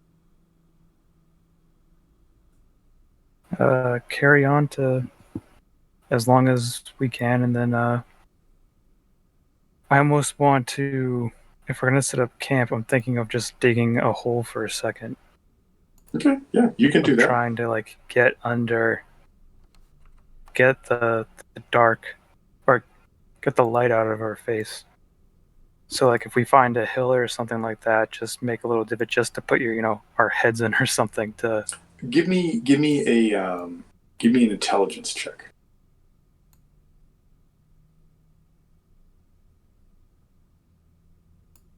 That is 13. Okay. You realize that you could do that, and that's actually not a bad idea. But it's going to take a lot of effort, and if this is only like a camp for one night, it may not be worth that. But if you find a place that you're actually going to hunker down for a while, finding some way of like, giving yourself and your body and your systems like exposure to darkness and getting out of the sun, that would probably be a good idea. But for right now, and since there hasn't really been a negative effect on you,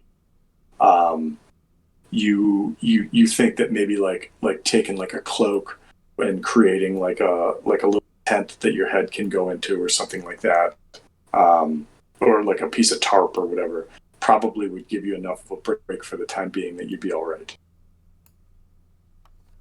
Yeah, I'll prop up my shield or something. Yeah, right. I don't know what other people will do. I got my shield. Get away from me. Yeah, Elzin's just gonna comb his hair into, like, over his face. Big long, big long. Go in the oh boy. Oh man. All right. All right. So let's just say that like each of your kind of comes up with their own way of dealing with this, but you definitely all like have that conversation. It's always day here, and we need to figure a way to get some nighttime for sleep and whatnot. And so you guys do that. You pass through the night. Everything's nothing bad happens. Nothing comes on you. So you gear up and you start making your way. So a couple hours into the next day, the city's getting closer and closer. Not a city. This settlement.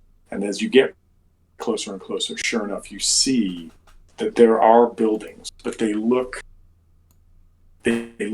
like scavenged buildings. Like if you guys can imagine what you pictured the first village in Barovia looked like, with like old medieval kind of township, and now you kind of think about like what was the world that the last like Thor Hulk movie was in, where like it was like the trash world where everything is kind of like just scattered and put together.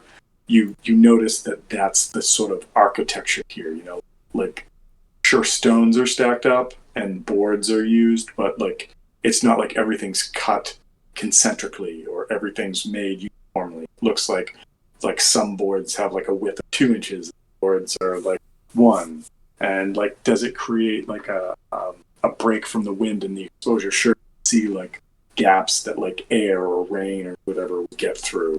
And the closer you get to this like settlement, you see that there are several fires throughout it. You see like there's what looks like cook fires. There looks like there's some fires that are being used to like to tan leather, smoke fish from like the nearby like that massive body of water. And the other thing that you notice, it's not like thriving, but there appears to be a deep populace that lives here. Maybe, I don't know, maybe like 100 strong, maybe a little higher than that. You're not sure. Maybe a little higher than that. You're not sure. And the closer you get, you start to see that like your people are turning heads and looking, and what you notice is that the vast majority of the peoples that you're seeing are like lizard like. I assume that you guys probably know what lizard, so you see lizard folk. You also notice another race that I think that Baller would most likely be the first one to be able to be like, oh, they're called troglodytes.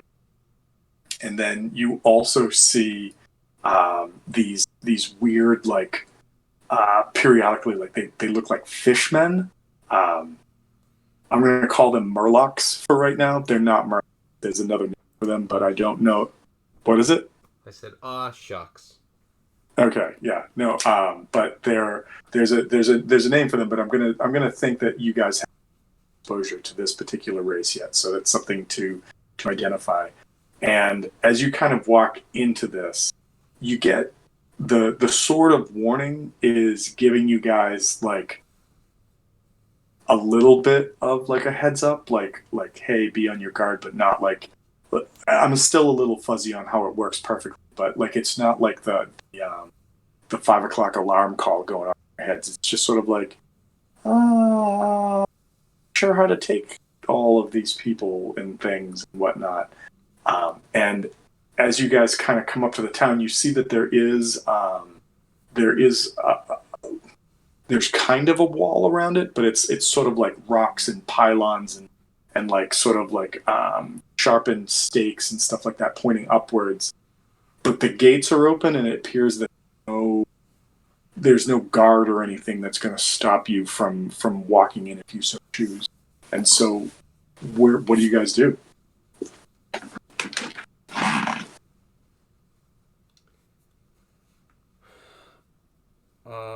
I'm thinking if we're just walking up, then Elzarin is gonna call out and say, "Greetings!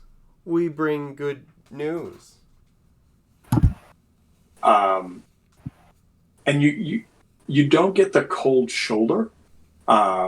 You like in Barovia. Remember, you walked into Barovia and people were like slamming the shutters and not looking at you. This is more like we don't know what to make of you. It like you see like a little kid, like a little lizard person, kind of look at you guys and kind of point and be like, and kind of squeak like, "Yay!" And like you hear like a mother kind of like, no, let's not, no. You know the rules about strangers. And you hear that in common. Like it's not just it's not like in another language. You hear it and can understand what's being said, and they kind of like move away from you guys. And it's kind of like when you walk into like a bar at closing time and only the regulars are there and they all kind of turn and look at you. And then some of them continue to stare and some of them are like, I don't care, and just go back to their drinks or go back to their conversations. And so as you kind of come into town, that's the kind of reaction you're getting. And as you start to, like, do you guys actually like go into the town and start like walking towards like gatherings and people and stuff like that? I think we have to. All right. So as you get there, you notice that there's like a number of people or peoples in this sort of central market, or like there seems to be like vendors, and you can see that people are bringing bags or things rolled up in tarps, and they're like exchanging them back and forth. Very much like kind of giving you a visual example of how things are being bartered. Like there's like this chit language where like they kind of like chirp and tick their tongues, and then there's a response, and after looking at it for a few moments you realize they're like haggling. Like there'll be like 3 like quick clicks, and then the other one will say 1, and then the vendor will be like 3 clicks again, and then the seller or the buyer will be like, we'll do 2, and then there'll be a nod from the sender to the seller, and they kind of exchange, and you kind of get the feeling that this is like, you know, like instead of the 3, they got away with having it 2, and whatever the 2 was that they exchanged for it. And as you're taking this all in, from behind you, you guys hear, "Surfacers! I haven't seen any of you for quite a minute. And as you turn and look, you guys see a gnome standing in a brightly colored tunic that has all sorts of weird little bits of metal and shiny things tacked to it, almost like what was the thing from Office Space? With on the you needed like 42 pieces of Flare. Flare, like almost like he's overdone it with the flare, and like kind of like a monk's head where like it's bald on top but the hair is on the sides coming down. It's kind of pulled back behind his ears. He's got this one long patch of like chin hair that comes down. Otherwise, his eyes are a little wizened, and he says, "Surfaces, I haven't seen any of your like in quite some time. Welcome to Port Tusk. Maybe I could show you around." And with that, I'm going to hit the pause button, and we will pick up with here next week. Cool.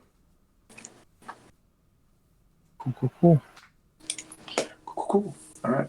And so, some two things to go over. One, what did you guys think about like this skills challenge? Like, was it fun because it was different? Was it not fun? Like, what did you guys think about it?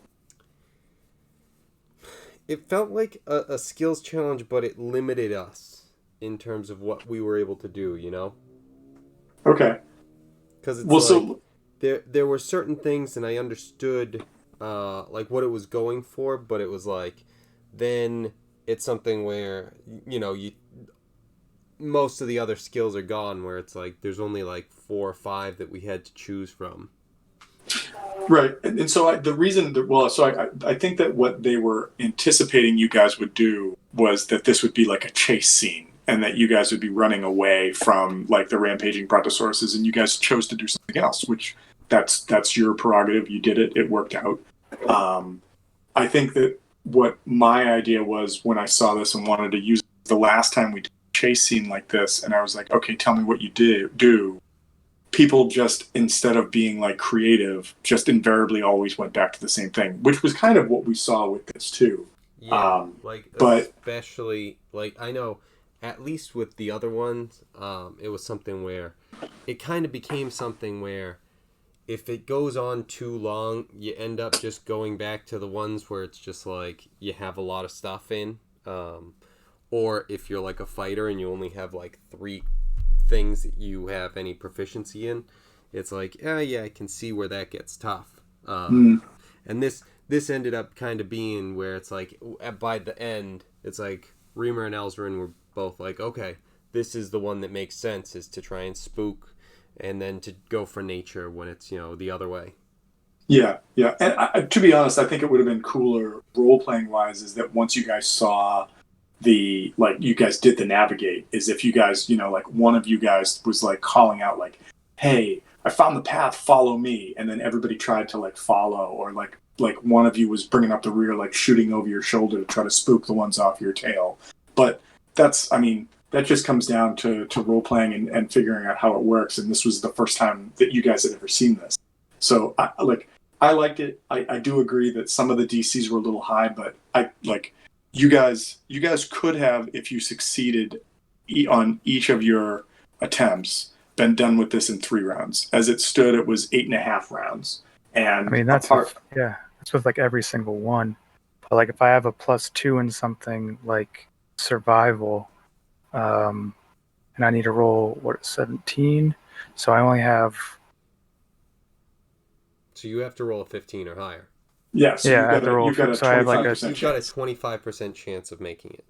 Yeah, and then like in general combat, anything below like 50% can get frustrating. Like if a monster's AC is too high or something like that. So it seems like getting that 25% chance and doing that, and I'm just using that one. I'm sure there's different things with all these other ones, but getting that 12 times and only having a 25% chance is difficult. Yeah, no, well, I mean, and so that's like one of the points is that it shouldn't be so easy that you just get it right off the bat, right? So like if everything was a 50% chance and there is the opportunity for you to just be done in 3 rounds, it kind of defeats the purpose of a challenge. And so, like I said, like I think I mean, that the one there was thing that I will.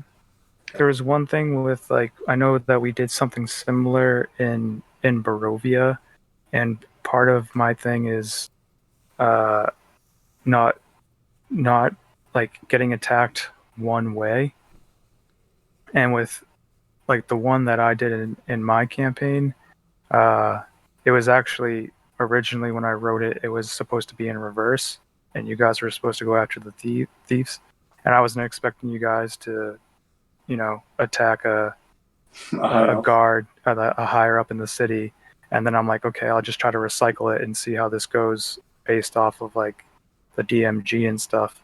And you guys are already high level. Lucas was your ranger. I think you might have had the most difficult time, Tom, being a fighter, but you were still able to just outrun everyone and get away. And the only thing that really affects it, in like the DMG at least, is like the risk of exhausting yourself.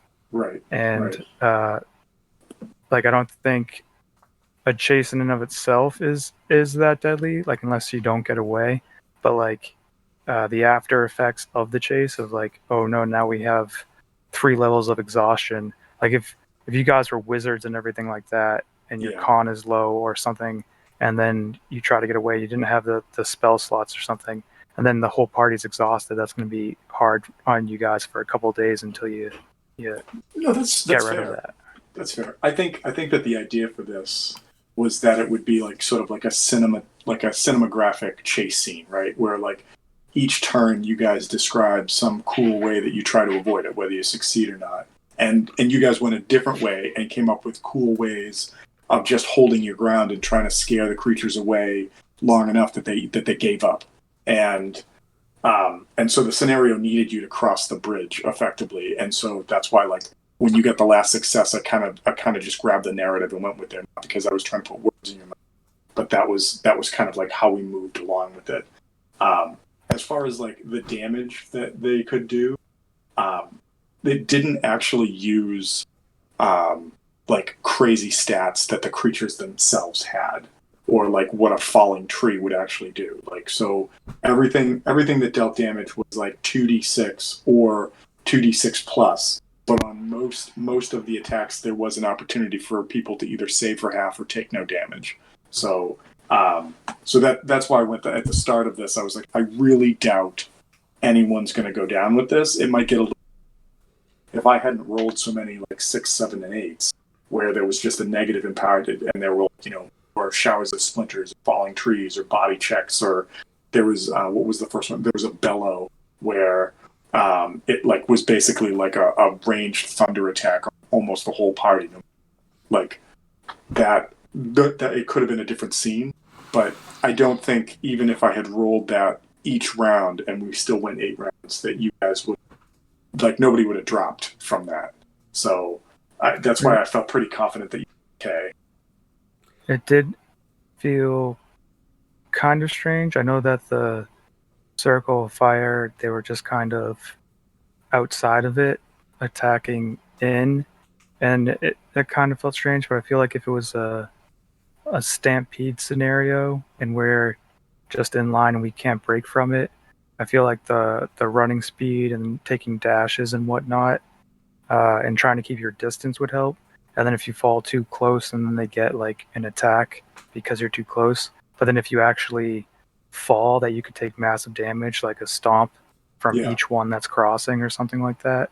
yeah, that's cool. And I like if I don't know what kind of it seems kind of there. I don't know if there's something in like the chase and the DMG or something, but to cast a spell during this, I know you would have to stand still, and I don't know if you would make there be some kind of DC to cast it in a scenario like this, or if if they just cast it.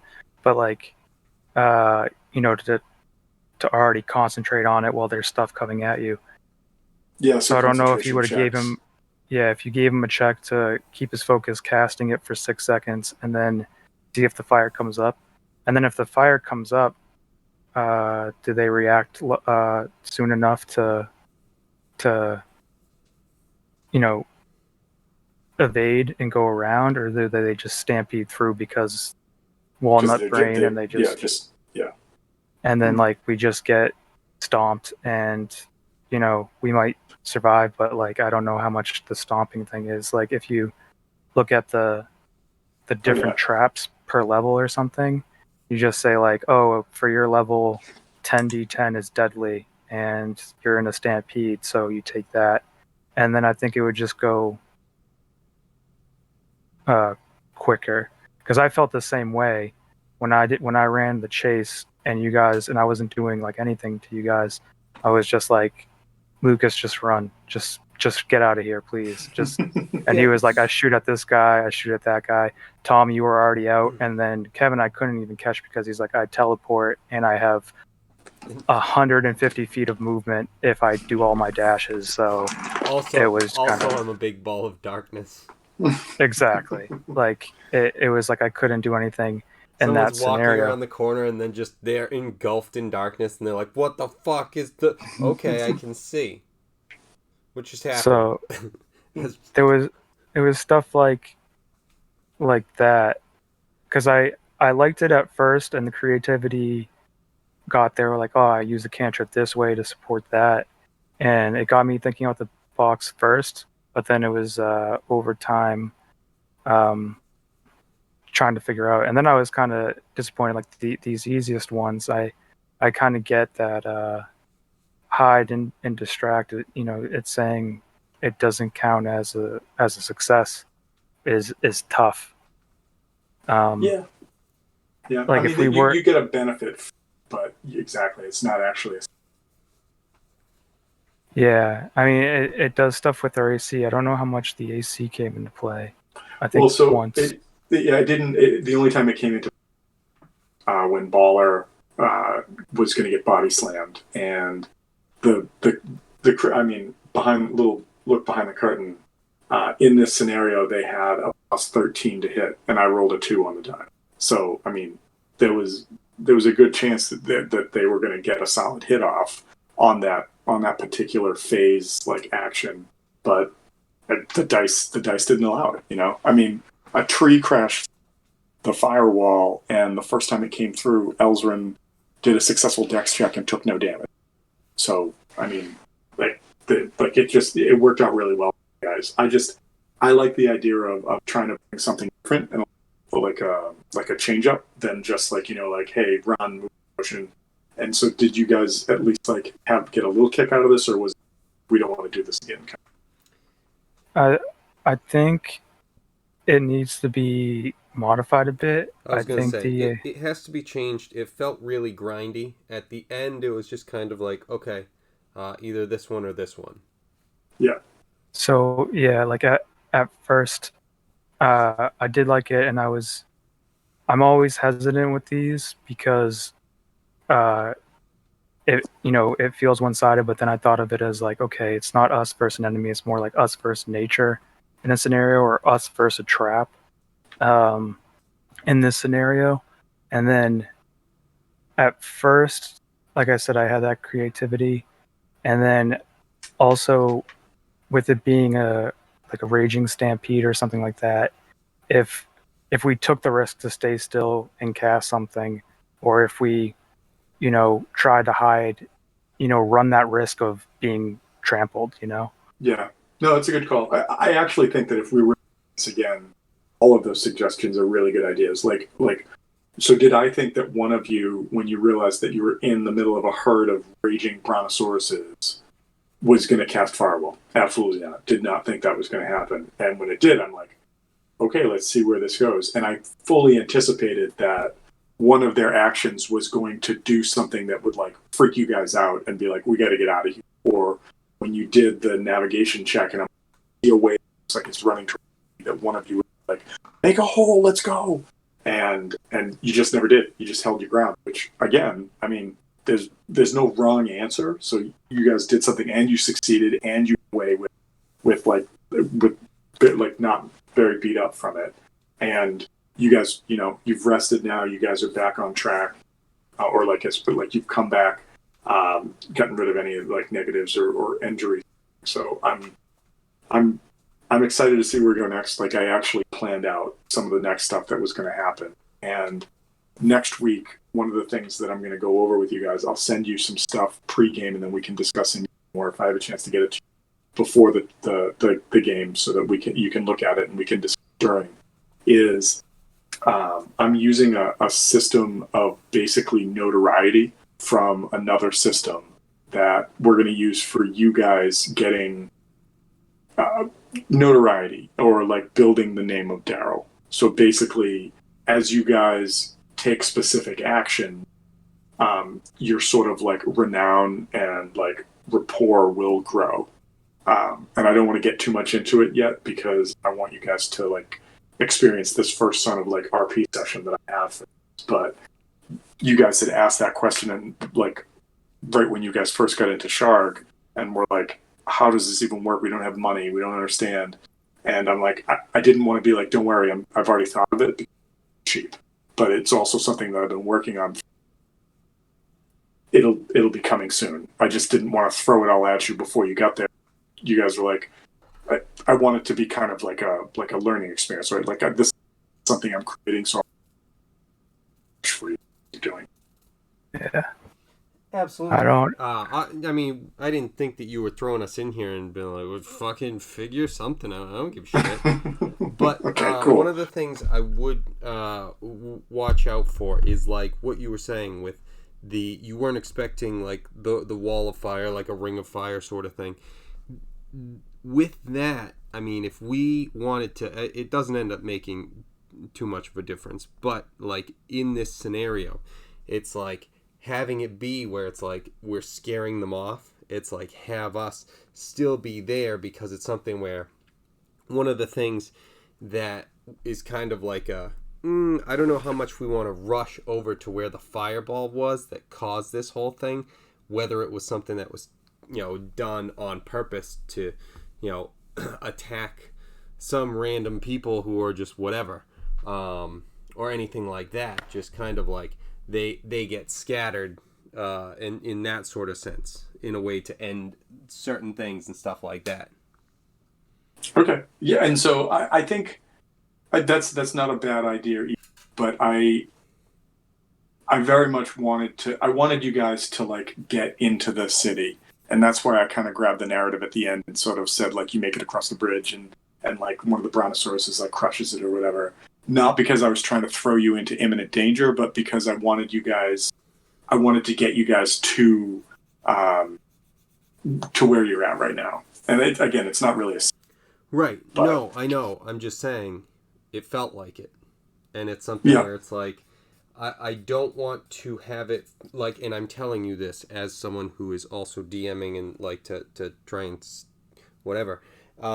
It's like, if I feel like you are taking it and pushing it like that, it's something where it's just like you're taking me out of the game Gotcha. with it. And I don't mean like, my control of it. I mean like the whole like concept of like being involved in it. The verisimilitude that Matt Colville talks about, the like really being inside the game. It helps to take that away in those moments where I really feel it. And I know you're just trying to get us to the city and stuff, but just, be aware of those times. Oh yeah, no. So it's absolutely, and I don't like doing that. I don't like doing that at all. But it just like you guys have approached. Well, I mean, you're a group of player characters, and so you're going to do what you choose to do, and that's that. And if you guys do want to retcon it and bring it back, and we can pick it up where you're on the other side of the bridge, and you guys, like the creatures all got scared away, we can do that. No. I think that's not a big deal, because we're heading towards the smoke anyway of the village and everything. Yeah. So that was happening, and to that effect. And it's not like it's, it's all of a sudden we're going that way, and then we scare these guys off, and then we change direction and start going towards where we think the volcano is, and it's just like, oh, fucking, why are we doing this? I don't understand. So it's not like it's like completely out of nowhere. Just with those, it's not a big deal. I just want to just make sure it's like, all right, cool. Yeah, no, that to be honest, unless like unless something like unless you guys, I can't even imagine it. Like I just don't. I can't imagine it that I would start doing that on a regular basis or continue it. Yeah. It just the scenario was based around making it across the bridge, and maybe I didn't say that well enough at the start or whatever the case was, but you guys did what you did. You survived it. You got through it. 12 successes, 8 rounds. Well, 7.5 rounds because it only took half the 8th round. Good stuff. All right. So the only I know we just went past like 11:30. The only other thing I was going to say was recommendations, and I have a weird one this week. If you guys don't have them, so be it. So I recently watched The Old Guard, which is like the #1 watched thing on Netflix right now. Yeah, sure. And Theron, right?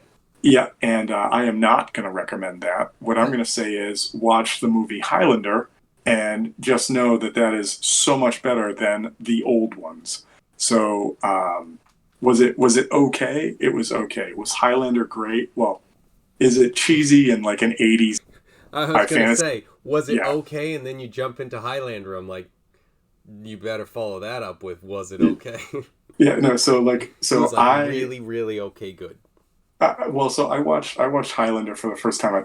I was in high school, so like in the early '90s. So Highlander and the effects in it were what 8, 10 years old at that point, if that. And so it was awesome, and it was just like I was like, this is amazing. And Right. I had a chance to watch it again recently, and I was like, this movie is so cheesy, but just so great. And then I watched the old ones, and I saw this, or the Old Guard, I should say. And like part of the thing was like, yeah, it's just like a different take on like the Highlander story. And I'm like, oh, what is this magic gonna be? And I watched it, and I went, it's not. It's just not. So, not gonna recommend the Old Guard, but definitely gonna recommend watching the original Highlander. Don't watch the second Highlander movie; it just gets worse. But the first one's really cool. All right, so mine is going to be one that you guys aren't even going to check out, I'm sure.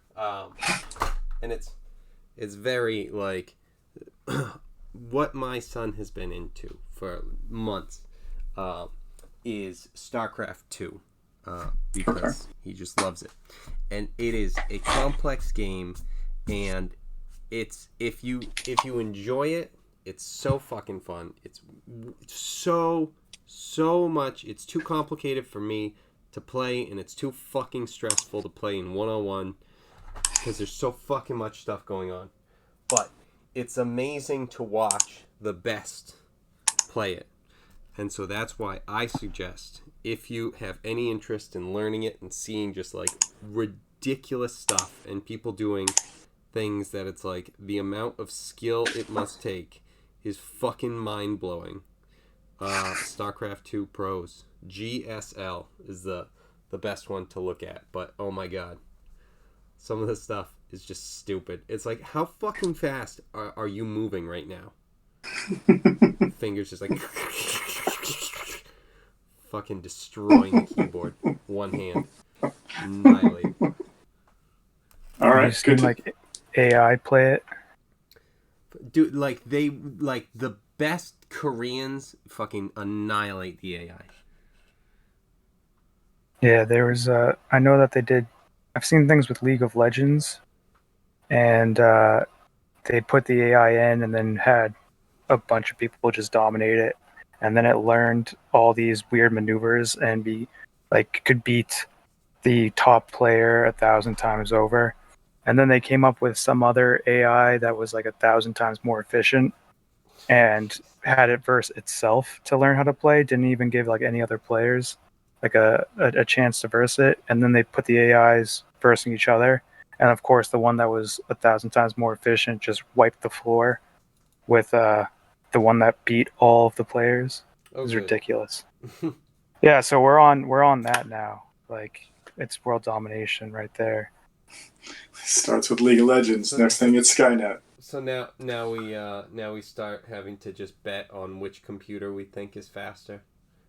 Yeah, I mean, as soon as it, starts amplifying itself, That's when it truly becomes esports. Unlimited. Yeah, it's just AI building AI. Just like you say unlimited, just be aware that it's something where it's like it's restricted to the rules of that game. So it Oh is yeah. limited in some ways. It's not taking over just yet. Just that game. Oh yeah. It depends on what input you give it. Right. But I'm just saying, as soon as it gets a little bit of leeway, and then you put it with another AI, then they can just build it over and over until they just keep improving until it's like, oh, you made God. Right. So, and that's just how it goes. Like Facebook had to shut down their AI because they started speaking in code that people couldn't understand. Oh no.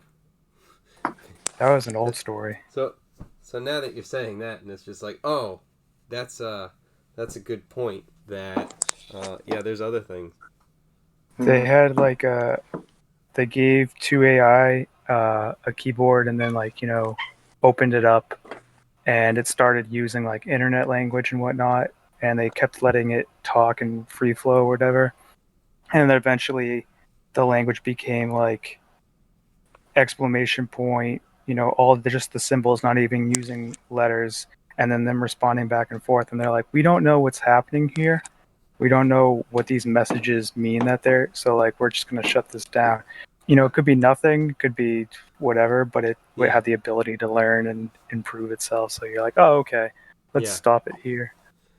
It's okay. So TJ's suggestion for this week is tinfoil hats, and to guard, get every ounce of information you can get to combat the AI when they take over in based on the schedule we're on, 17 days.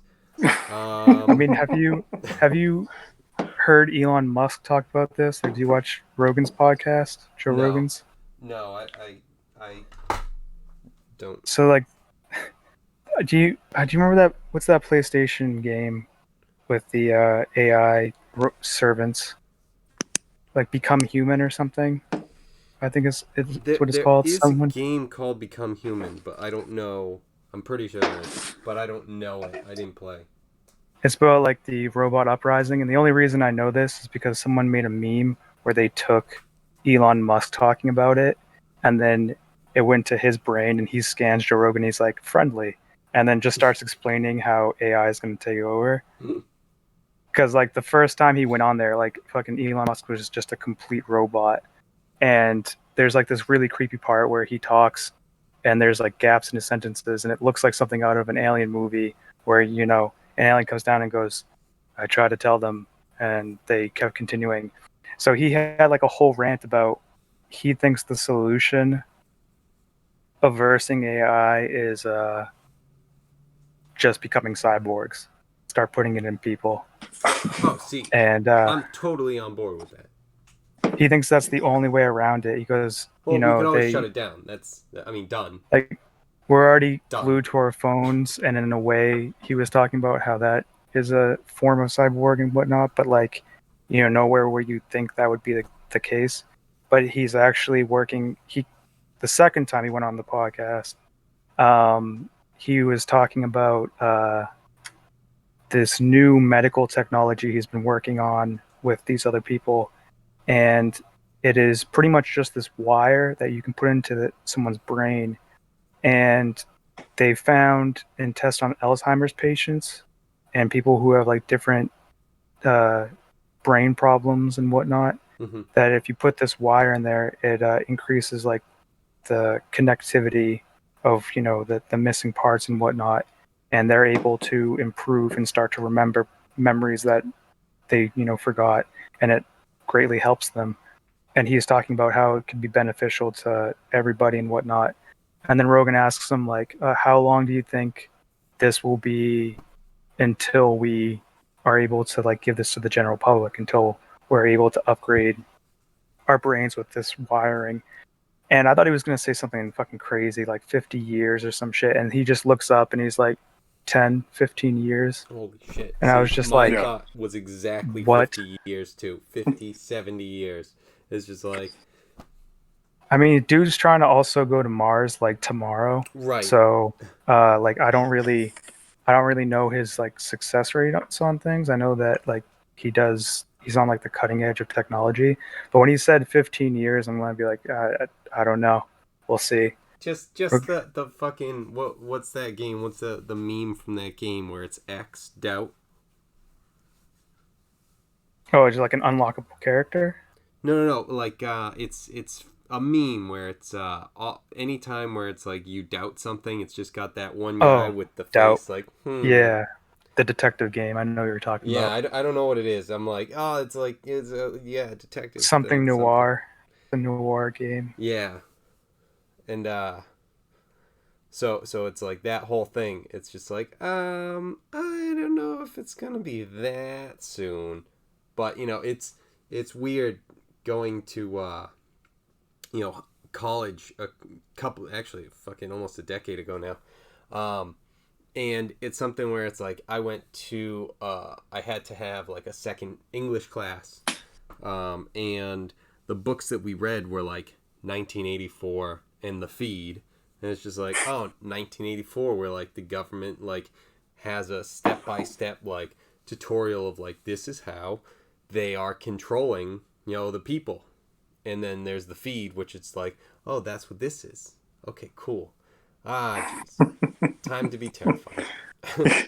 Well, I mean, I think that literature, if nothing else, teaches us we should always be terrified at all times. And if you're not, you either didn't read enough or you just didn't pay attention. But Right. It's just yeah, like, hey, you know how you like your life? Yeah, it's great. What if someone did this? You piece of shit. Fucking now I have uh, to be worried about that all the time because I can't do shit about it. except Always. wary, except wary. All Right. right, so TJ, do you have something for us this week? Joe Rogan podcast. Joe Rogan podcast. All right, Check out Elon Musk on there. all First right. one's creepy, and then find memes. Uh, dude, so I know that you've been working on this new system of what did you say? And like an honor system so like or renown, like yeah, renown. notoriety So, and renown. so what's it called? Fucking Descent? Descent? Like I don't like. Well, descent. You mean like the word descent, or are you referencing something? The The game. word descent as in referencing something, the game we played. You had So well, renown that would build, but you yeah. also had gold. Well, yeah. But Is that the question? No. No, I'm sorry. So, like, when you say descent to me means one of two things: either to climb down, Yeah, or the or, game that we or played. oh, We descent. I'm sorry. Yeah. Well, so the other word descent means like someone to disagree with like the opinion or the Oh statement of yeah, another, and because we were which is just talking about like DISS. Oh, yeah, ENT descent. okay. Yeah, and so that I just didn't know when you said descent. I'm like, what are you referencing right now? And then you're Disagreeing like or the climbing down? Yeah, you're like the game, and I'm like the game we're playing right now in the land of Shark. Like my brain was not on the same wavelength at all right there. But yeah, So yeah, I don't. renown like that. I was saying, but then TJ was saying something. Yeah, and I don't want because I don't know how this new system works and everything like that, and I don't want to be disrespectful to trying to implement something new. But like last game when we got rid of the gold system, it like really bummed me out, and I wanted to share that and keep it like a weight off, my shoulders to share. I know I said it in the moment, but I wanted to actually like revisit that because I don't want it to be like a building problem. And one of the reasons it was um, upsetting is because I already had, existing gold and whatnot that has become valueless. And then, like, I know the reward thing was weird, and then going back and forth between that. Uh, and it was just kind of like going to a new land. It didn't feel like a reward. And then, like, giving up the gold, it was also just kind of like, the opposite of reward. So it kind of bummed me out. But like when you asked about what we were intending on doing with that gold and everything like that, the platinum we had, I was like, we're going to be set. We can build a church and stuff. And I know that there's other ways around that that is coming up. But I was really hoping to like use that gold to make a base of operations or something like that because I know that costs a lot of money and yeah, whatnot. And so what I wanted to do with this was, and I think that a lot of this was either like my sort of like universal understanding that I'm bringing to this game, that, you know, like how should I expect or understand that you guys have tapped into that? Like, so when I tell you guys something and I'm like, this is something in game, and I'm thinking, okay, this is what this means, this is what this leads to, and you guys choose to do something else. That's my bad, because I haven't either given you enough information, or you guys have taken what I've given you, and we just, you know, we all see the world through different lenses. So, and this is a fantasy world, so even weird multicolored lenses.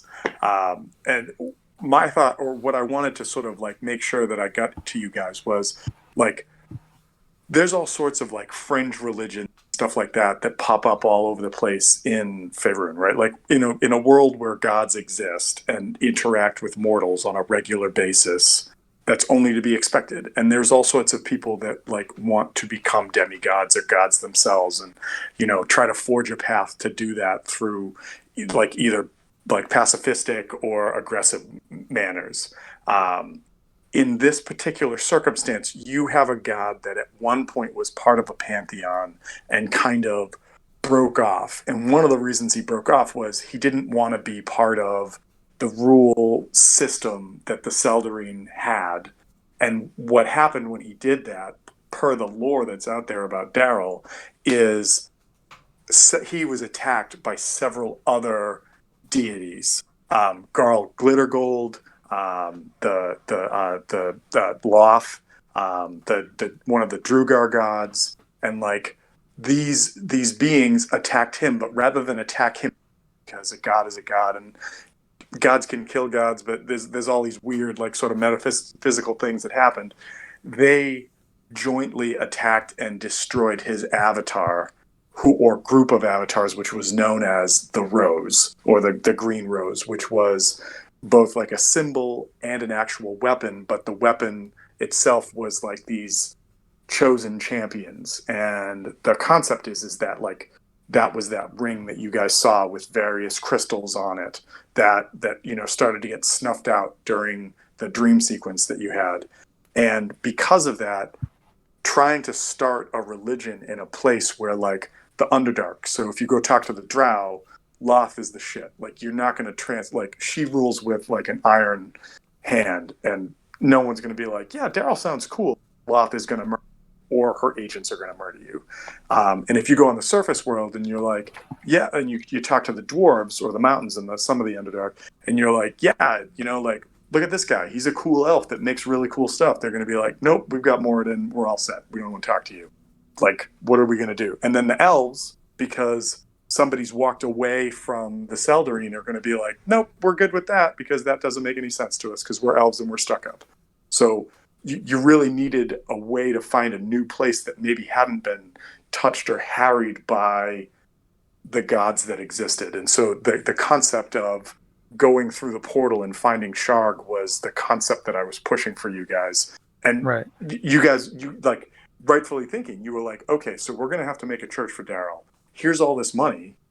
Let's do it. Right. And so it wasn't that that was wrong, but there's no way that that money would have gotten you to Sharg unless I did something drastic, like, you know, you guys start building the church and then get teleported. And that sounded cheap. And so I wanted to like, and if you guys had gone back in that room and were like, screw this, we're not going to do it, I would have had to rethink the adventure. I would have had to reconceive how this worked. And like, if that had happened, that had happened. But you know, part the screens, I was the curtains, as it were. I was really happy. Okay, this really sucks. We're not a fan of it, but we're going to go down. And you guys did. Now you're here. Now you're in Sharg.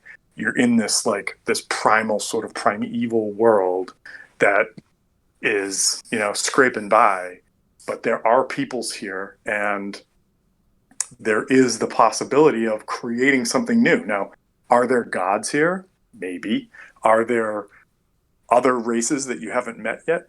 Maybe. Are there sort of probably all sorts of like schemes and machinations going on here? Because there's undoubtedly a power struggle, not only to stay alive, but to like, you know, be the power holder here. I would assume so. So, you know, like it's not like this world isn't going to have its pitfalls and everything, but my goal for this is that once you guys kind of learn the sort of parlance of how this works, and we're going to get into that next week with like this sort of system of renown. You guys basically can do whatever you want to do, and that's when like the concept of creating a West March scenario where like if you guys just want to be the group that interacts with this and does what you're going to do, so be it. But if you want to try to get somebody else that can come in and play on like a different night because a different night works, you want to try something like that, so be it. Like have them come in. And the other thing that this kind of starts to illustrate for you is why when you guys were creating characters and I made the comment that like if one of you croaks, you may have to wait to jump back in, is because now you see that you're in this other world, right? Where like humans are not regularly found, or maybe they're not found here, but there are a bunch of other races that you probably wouldn't even think about that are here that could be options for you. And that's why I was like that. That's why I was a little cagey when we talked about it, because it was something that was coming, but I didn't want to feel too much and just like give you guys the heads up. So, right. Yeah. I mean, even with that, like I figured it was something, like this, but I figured it would be something where we get out from, underground. And it's like, yeah, essentially it's the same thing, just, different settings and places. And also, just because there's no humans around does not mean these are not races that I consider, because I consider them before humans. Boring. Okay, cool. Fucking boring. Fair. I just used fair enough. And I'm also gonna go fighter, and I'm gonna go the most basic fighter. And I mean, they're just like my point of that, I guess, of bringing this up again was just that feeling of having less for accomplishing things, because now that we're here, not even the additional stuff I picked up is kind of gone, and then we don't have anything that was provided to further our journey when we were tested. I mean, we went to the new land, but they didn't provide like, you defeated our champion, you get to go to this land, and then like also here's something to help you along your way. That's all I just it's wanted more like to. you defeated a champion. Get out. But like, yeah, kind of like that. And then I just, with when you told me about the gold system, I'm just like, I have 1,000 gold, not even with the stuff that I picked up, and that's valueless. And then plus, on Seraph's side, I'm never gonna get paid back by Elzarin. He still owes me like $1,300 or whatever it is. I don't even remember what the amount was, but he also owes me gold, and then that's not going to happen here. So it's just like the system went away. And then just one more thing with I don't know if we're ever going to go back. I feel like this is going to be the world that we're in now, but like that king still owes us money for going down here in the first place. And yeah. So I would say a couple things. One, you never know what's going to happen. That's one. And then two, you absolutely should make sure that you keep a ledger book so that you know everybody who owes you money. And if you ever have a chance to claim that back, that you know about that. Yeah, I think it was 700 gold. I want to say it was 13, but I believe it was 700 because I had like 15. I had just enough to buy plate mail, or not plate mail, plate armor. Oh, I do. I know that this, like, we could all chat because we've all done it before. We could chat forever about this, but I do have two other quick things to say. One is, yeah. So one is, Kevin, I want to adopt the dot system that you've been using in the pirate game. Okay. So from now on, when you guys are fighting creatures and it drops to a quarter, I'll put a dot on it. When it drops to half, I'll put a dot on it. When it drops to like 3/4 down, I'll put a different color dot on it. So I really like that. And after you started doing that, I went, that's such an easy thing to do. Why didn't I think about that? Because I know that you had made the comment that you're like, we're like hacking away at stuff and we don't know where it is, and you go, it's bloodied, but what does that mean? And so I really like that idea, but I would like to put that on you guys too, because I hit you guys with like an attack and I know that it's a good attack, and then you guys are still standing there 4 rounds later after getting hit and pelted, and I'm going, where are you guys standing? So if you guys have the ability to put those dots on your characters, I'd appreciate it if you guys did that to you, so that as me as the DM has an idea of like how you guys are doing, because I don't have time to look at your character sheets when running an encounter or a battle. So I have no idea if you started with 50 hit points, you started with 1,000. So does that sound fair? Like, is that okay? Yeah. All right, cool. And then shit, there was something else I was going to say. Like, you guys are here. I'm very excited to see how you guys like this. Like, I took my daughter for a drive at the start of self-quarantining and everything, and I just had this idea and I sketched out a map of and I just kept adding things to it, and I'm like, I want to get people here.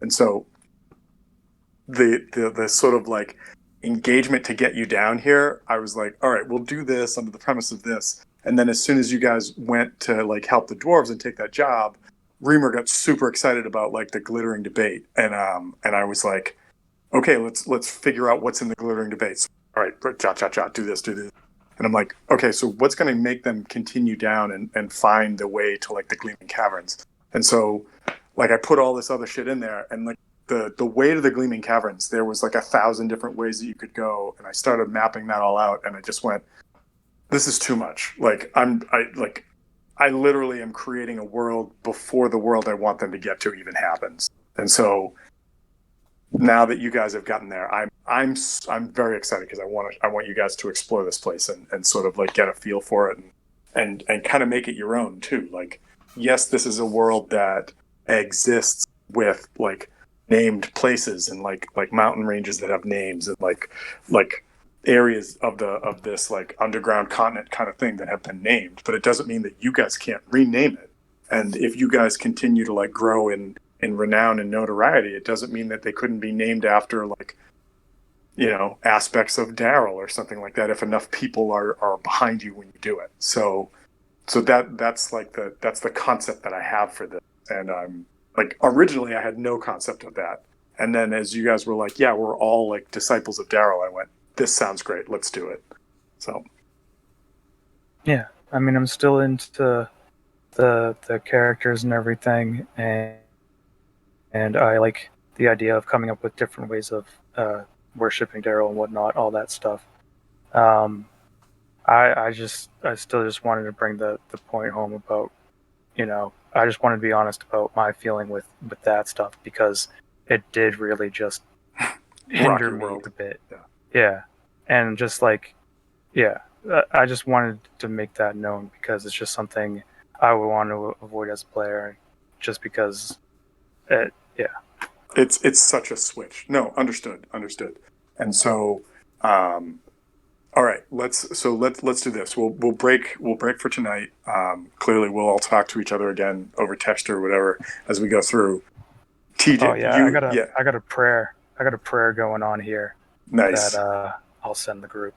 Okay, so like think about that. Think about like holy days. Think about like what prayers could look like. Think about what like devotion to Daryl could mean. Like, I mean, like Reamer, maybe it's like spending time at the forge, but like there's different aspects of them. So maybe like Baller as like a religious zealot has like maybe there's some like affinity to fire or something. What like his connection is. So you guys each represent a different like modicum or a different mode of potentially like providing homage or penance to this figure, and I like just put it down and let's figure it out. So good stuff. Thank you guys, and we'll talk again soon. Okay. Yeah, absolutely. Sounds good. Thanks, all man. Right. Later, guys. Bye. Later. All right.